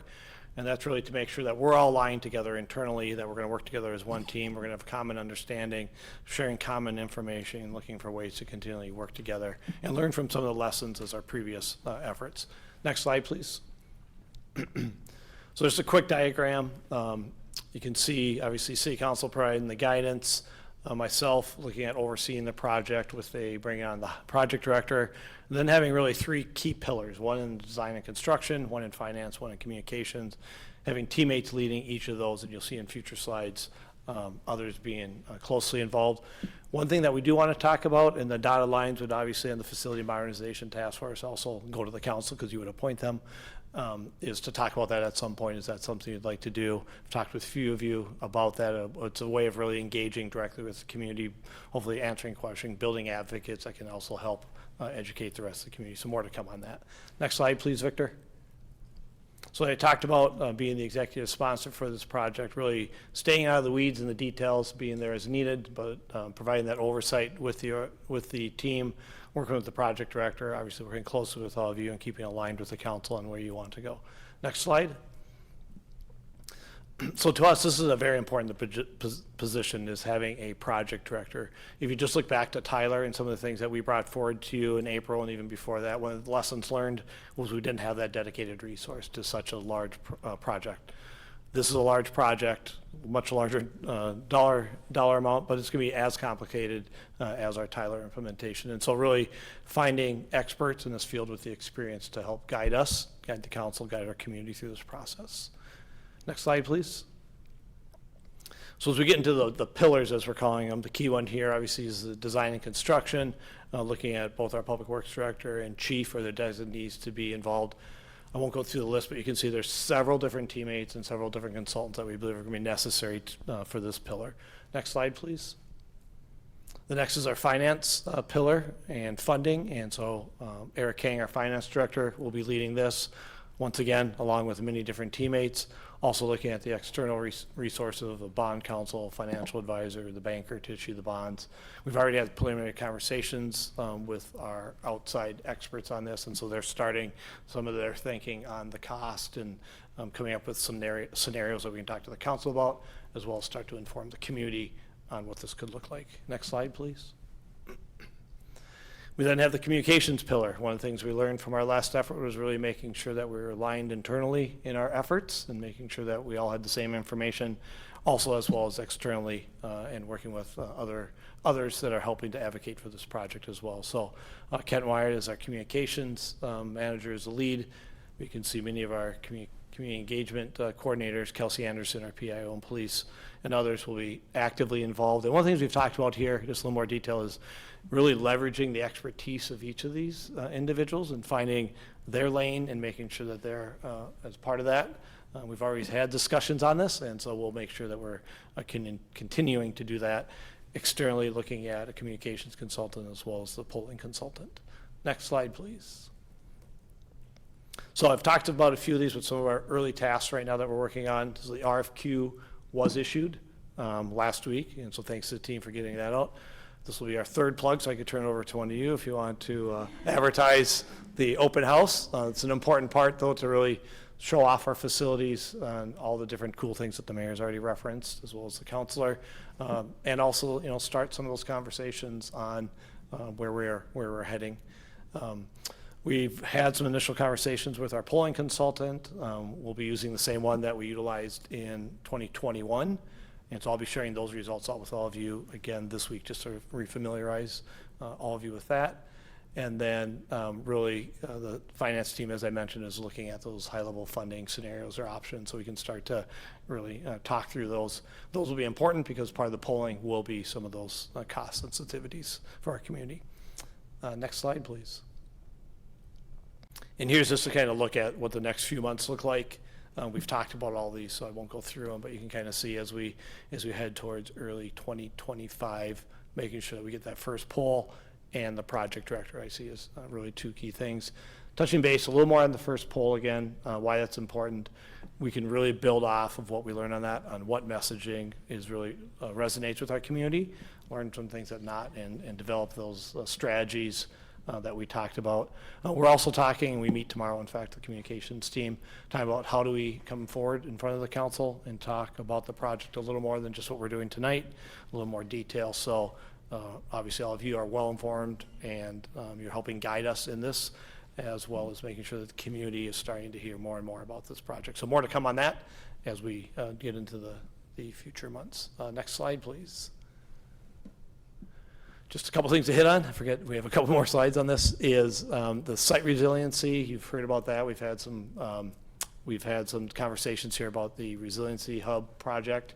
We're looking at that as part of the project, but outside what the project director is going to be working on. So Emily and others will be working through that, as well as looking at, you know, the long-term reuse of our site here. We have the vision, but we'll want to, you know, verify, is that still the vision? You know, Mayor, you've had some conversations on this, and so we're mindful of that as well as we look at these things happening concurrently, or, you know, just a little after some of the key work that we're doing on the bond and work itself. And next slide, please. So I've talked about all these, so I'm not going to go through them again, but I think the main point here is we keep trying to learn from our previous experiences and just applying what we learned there to make sure we do better, even better this time. So I believe that concludes this session. I'm going to turn it back to Emily. Next and Nicole. slide, please. Yeah, Assistant City Manager Tritch, and we have our Police Chief McDonald as well to give an update on enhancing community safety and access.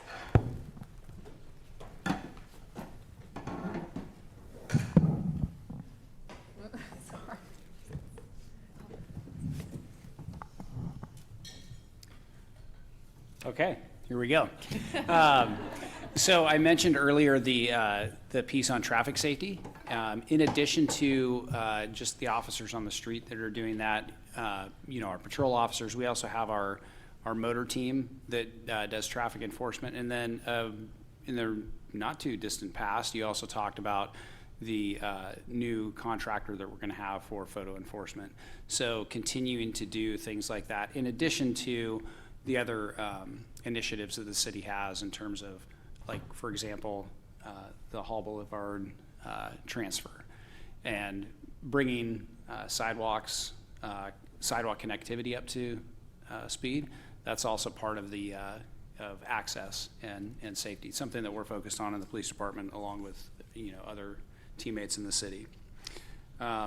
And then one of the things I just want to go ahead and talk about it, because I know we were all so excited about, is the renewal of the public safety levy, which was a huge accomplishment, and just again want to say thank you to the community for the support of that. It's really critical in us being able to deliver the service that this community's come to expect from their police department.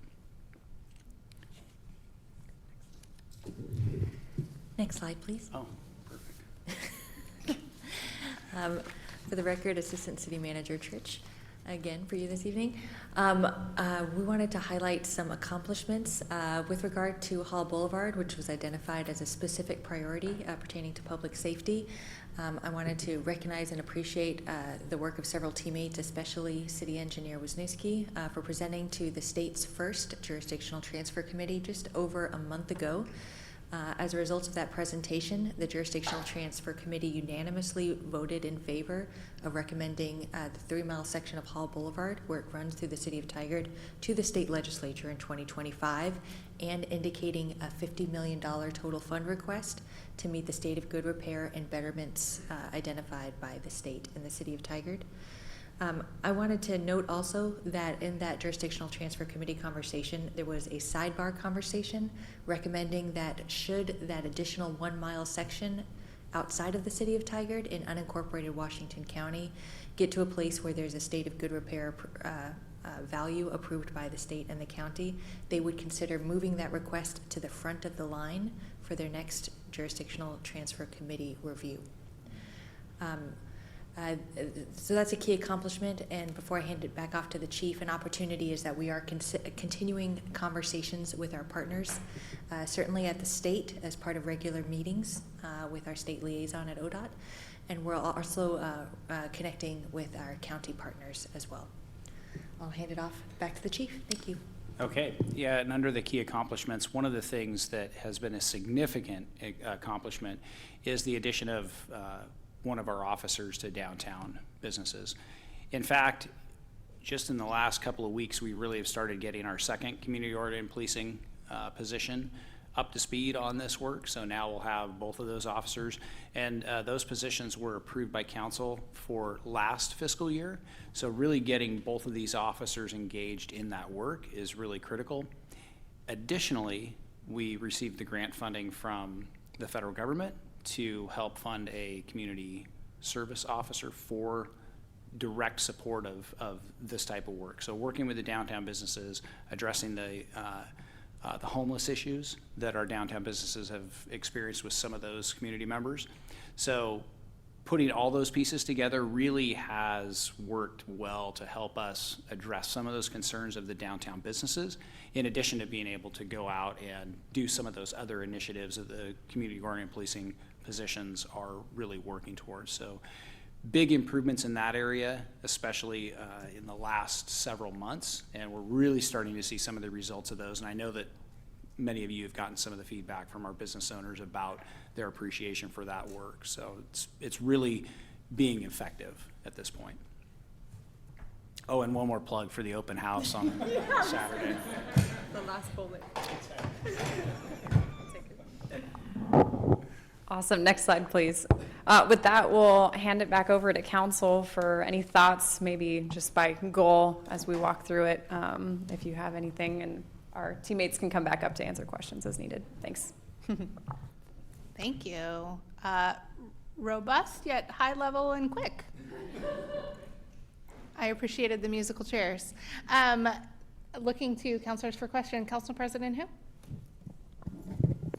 Thank you, Mayor. Two questions, one regarding climate and the other one regarding the modernization. So for climate, so this morning I was walking my dog at Cook Family Park, and our city teammates were working hard, keeping our park neat and beautiful.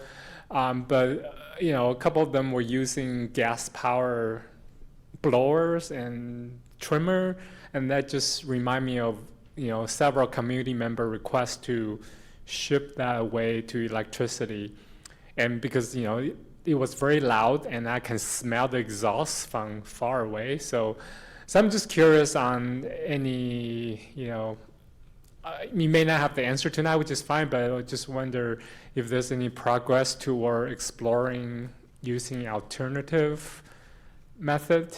Oh, the mayors want to answer. Great. I'm happy to answer it because this is something we've been talking about for several years. And the fact is that our public works teams is absolutely on board with it. It's a trade-off in not actually having things as clean. So they don't work as well, and they don't work in certain circumstances. And so as technology improves, they are, are absolutely all over it. But when they did the demonstration and all of those things, the electric powered tools are not meeting the needs of our team at this time. Thank you. That's just want to know the state of the technology. I guess it's not there. So, but do you have anything? That's it? Okay, great. Thank you. And the other question is facility. I guess opportunity for the new facility. I saw awareness and education, communication planning, and I also see facility modernization task force. So I'm just curious what the city envisioned, what this task force would do, because I only see education and awareness, but I don't see public feedback. So what would this facility modernization task force do? So I'm happy to answer that. Thanks for the question, and Mayor, thanks for that answer. We are absolutely committed to battery-powered equipment. Universal Plaza we're using it at. We've had the demonstrations, but you're right. We're moving into the time of year when it gets wet. It's going to be even harder with leaves and stuff. So, but back to the facilities. So we would envision this really being a key point of contact for us, for the project director, for the council, to engage in more detail on the project, talk about the needs, the why, talk about what we're learning in the polls, answering questions, getting their input, hopefully building advocates. So we have more people that are well informed on this as we have our engagement strategies that will be really informed from those conversations as well as the polling that we do. So that's how we would envision it. We know the council hasn't had that conversation yet, but it's something that we wanted to at least bring up tonight so you can start kind of processing this. This is it's a common practice in different bond measures in schools or in cities where you really, if you don't utilize one of your existing boards, you bring one together that can, sometimes has representation by boards, and then other community members that have an interest, and some that, maybe aren't as, maybe a little more skepticism, and it's a chance for them to really learn more about it.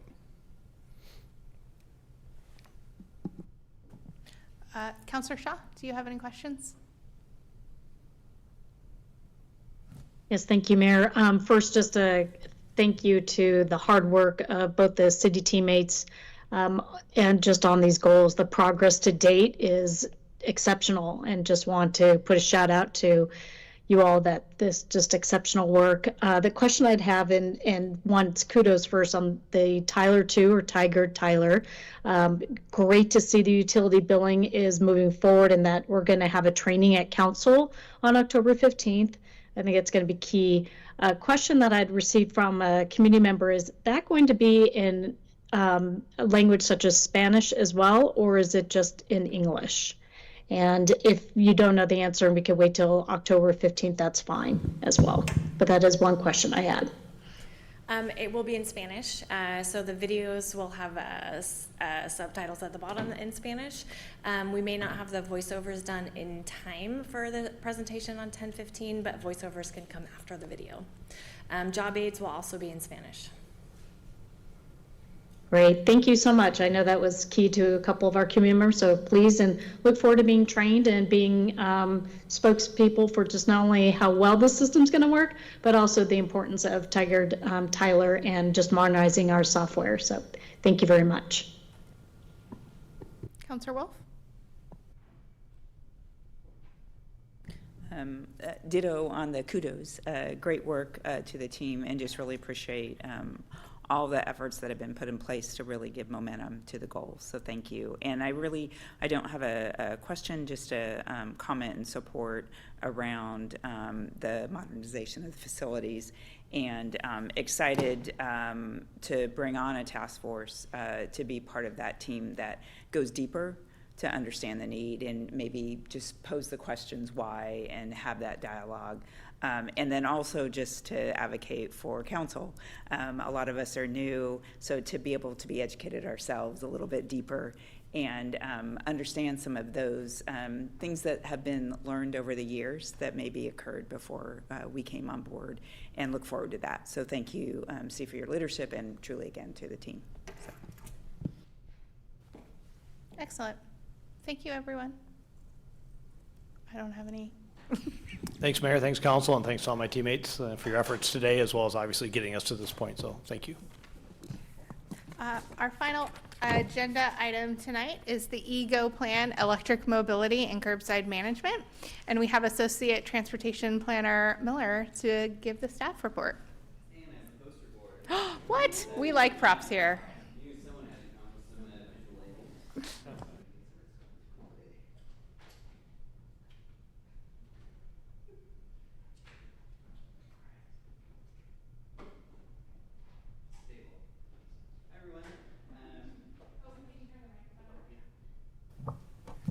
Hi, everyone. As the mayor just mentioned, my name is Henry Miller. I'm the Associate Transportation Planner. I am relatively new, just started in March, and this was actually the first project that was handed to me, so I'm very excited to finally get to talk about it.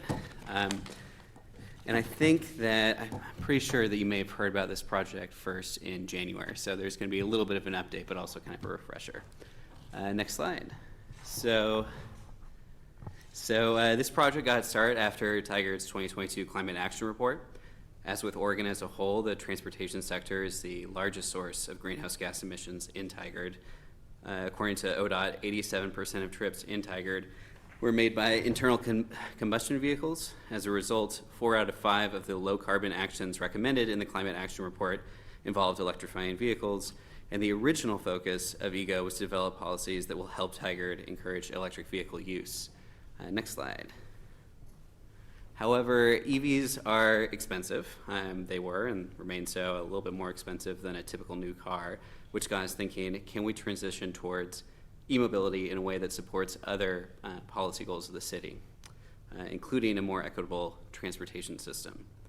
Also, considering how quickly parts of our city are growing, especially the Tigard Triangle, how might we better utilize our curb space to both support electric options and reduce strain on our parking supply? The question that I've been running over in my head is, can Tigard grow in a way that is climate responsible? Next slide. So the focus area for this project is the Tigard Triangle, and that is where the demand for street parking is growing the fastest. When EGO is complete, it will make recommendations on how to manage increased demand for parking in the triangle while encouraging the use of electric travel options. These recommendations will fall into 2 basic buckets: electric mobility and curbside management. By looking at these buckets together, we can better understand the true value of our curbside right-of-way and how new tools might enhance that value. Next slide. When it comes to electric mobility, we are looking at how we might better plan around electric vehicles like cars and freight, as well as smaller and more affordable options like e-bikes and scooters. We are also approaching this subject holistically, with consideration for how these new technologies might weave together with things like transit, ride shares, microfreight. Next slide. For the curbside management bucket, we are looking at parking management tools like time limits, parking permits, meters, as well as other uses like pickup and drop-off zones, bike corrals, charging stations for electric vehicles, and transit stops. While the triangle is the focus area, what we learn from this plan and the recommendations it produces will help shape our approach to other neighborhoods in the future. Speaking of what we are learning, I'd like to introduce, I'm hoping she's on, Kayla, who is the project lead for our consultant, DKS and Associates. Kayla, are you there? Don't think so? No, we might be a little bit early. Well, that's fine. Can we go to the next slide? Okay. Okay, so there should be 2 more slides in there. Did we skip one? Don't think so. Maybe go 2 more past. Go 1 more. Thank you. Okay, so the big update to this project, we completed a parking study of the Tiger Triangle. We found that 48% of the curb in the Tiger Triangle is unrestricted parking. There's a couple of places where that's kind of hard to say. There's one spot on 72nd where it's technically delineated as a bike lane, but a lot of people are using it as parking. 51% of it is parking prohibited. Only 1% is time restricted parking, not a whole lot of enforcement going on. So in this map, you can see the green is the unrestricted. I think the orange is where you cannot park, and same with the red. Next slide. So in terms of parking occupancy, it's pretty low for the Tiger Triangle right now. It's at 19% on a day-long average. So what the consultant did is they went out with the team on a Wednesday in early April, and every hour they looked at all of the different parking spaces around the triangle and just took note of whether they were occupied or not. No surprise to anyone who's been to the Triangle, 72nd had the highest occupancy rate right in front of the Overland apartment buildings. If you ask anyone who lived in those buildings, if you ask the businesses, they will say, yeah, no duh. However, there is still a lot of available parking on the streets around 72nd. So that's something that we're going to be considering when we're making recommendations on restrictions to parking. Next slide. So this is the fun stuff. This is where my board comes in. Takeaways from outreach. Since this project began at the beginning of April, I've interviewed 17 stakeholders. They were business owners, property owners, developers, as well as some folks from agencies like ODOT and TriMet, folks who know a little bit more about the subject than I do. And some pretty obvious takeaways. Tigard remains a very auto-oriented place. The Triangle is included in that. There aren't as many transit options as we would like. But people were really open to the idea of different kinds of restrictions on parking, time limits, meters, stuff like that, permits even. And they were also open to the idea of things like e-mobility solutions like shared micromobility, so e-bikes, scooters. It was pretty interesting. I really enjoyed talking to folks about that stuff. I also did 2 tabling events, the Public Works event in July and the Los Empresarios, which I think was late July or maybe August. And that's where this came from. And just to explain what you're seeing here, the pitch that I gave to folks who were coming by my table, I was saying, pretend you are on 72nd Street and you have 3 parking spaces. We know there's a limited supply of parking. What would you use? How would you change the use of these 3 parking spaces so that they provide more value to the neighborhood? So folks could choose things like free parking. A lot of people chose free parking. People still love free parking.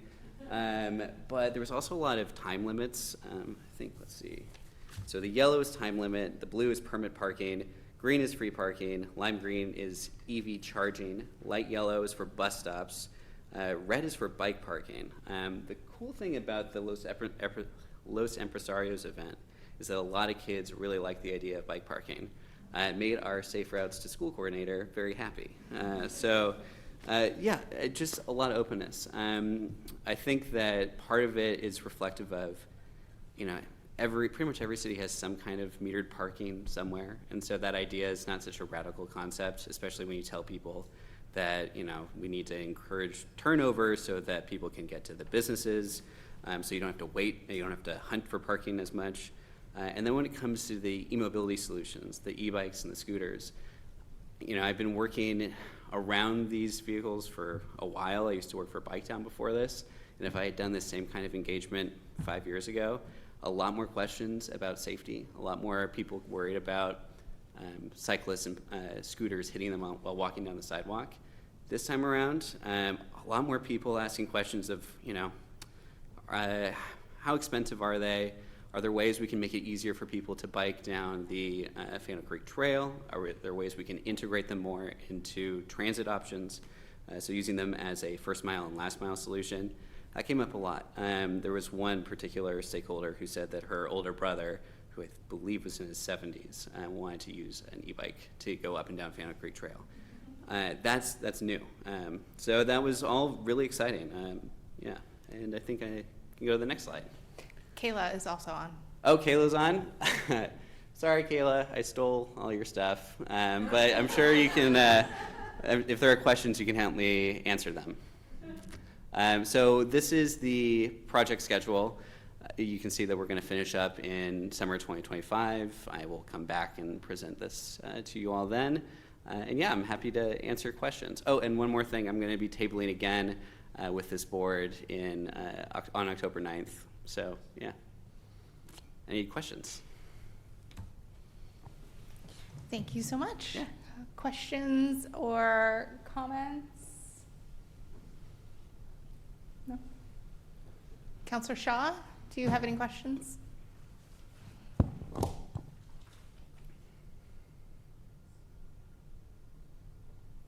Apologies, I was just trying to get my voice, which seems to be fading.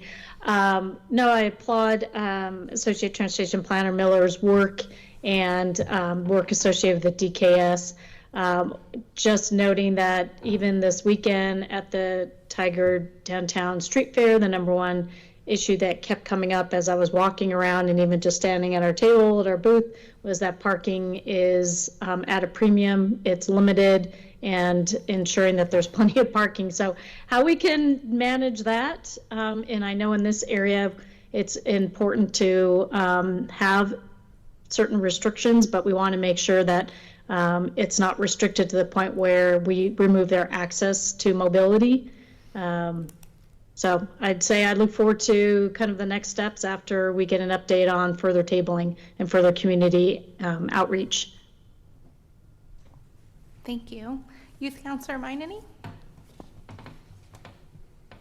I'm really excited for the e-bike, like focus on e-bikes and like e-scooters and things like that. I know for like a lot of youth, it's either you can't drive for most of high school, and when you can drive, it's hard to get access to a car. So being able to be more focused on like biking and like using scooters to just traverse around so you're not stuck at home or school seems really nice. Council President Hu? Thank you, Mayor. The youth counselor took my comments, and I'm just really excited to see all the new section of Fanno Creek trails online, and there will be more people biking on the trail, I bet. They're just so wonderful, and I just enjoyed biking within the mile too, because when I'm on my bike, I always have the best parking, at the event. So yeah, so thank you for your work. But you're not the 70-year-old using your e-bike going up and down Fanno Creek, which I think is awesome, because the electric mobility allows so many individuals who are being held back right now because they think they're not fit enough to get on a bike to use other modes of transportation. It's awesome. Yeah, right. And if I could just add to that, so I've been looking at the Power to the Pedal program's heat map where people are biking. A lot of folks are using Fanno Creek Trail. Really cool data point. A lot of them are using it to go to Washington Square. And another thing is I'm talking to the folks at the Street Trust who have their own e-bike program, and they're hearing a lot of the same things. Like folks who are older are getting a lot of use out of these bikes, especially as they get lighter. And so, yeah, I think it's really promising. And they're getting more affordable, so good stuff. Councillor Schlack?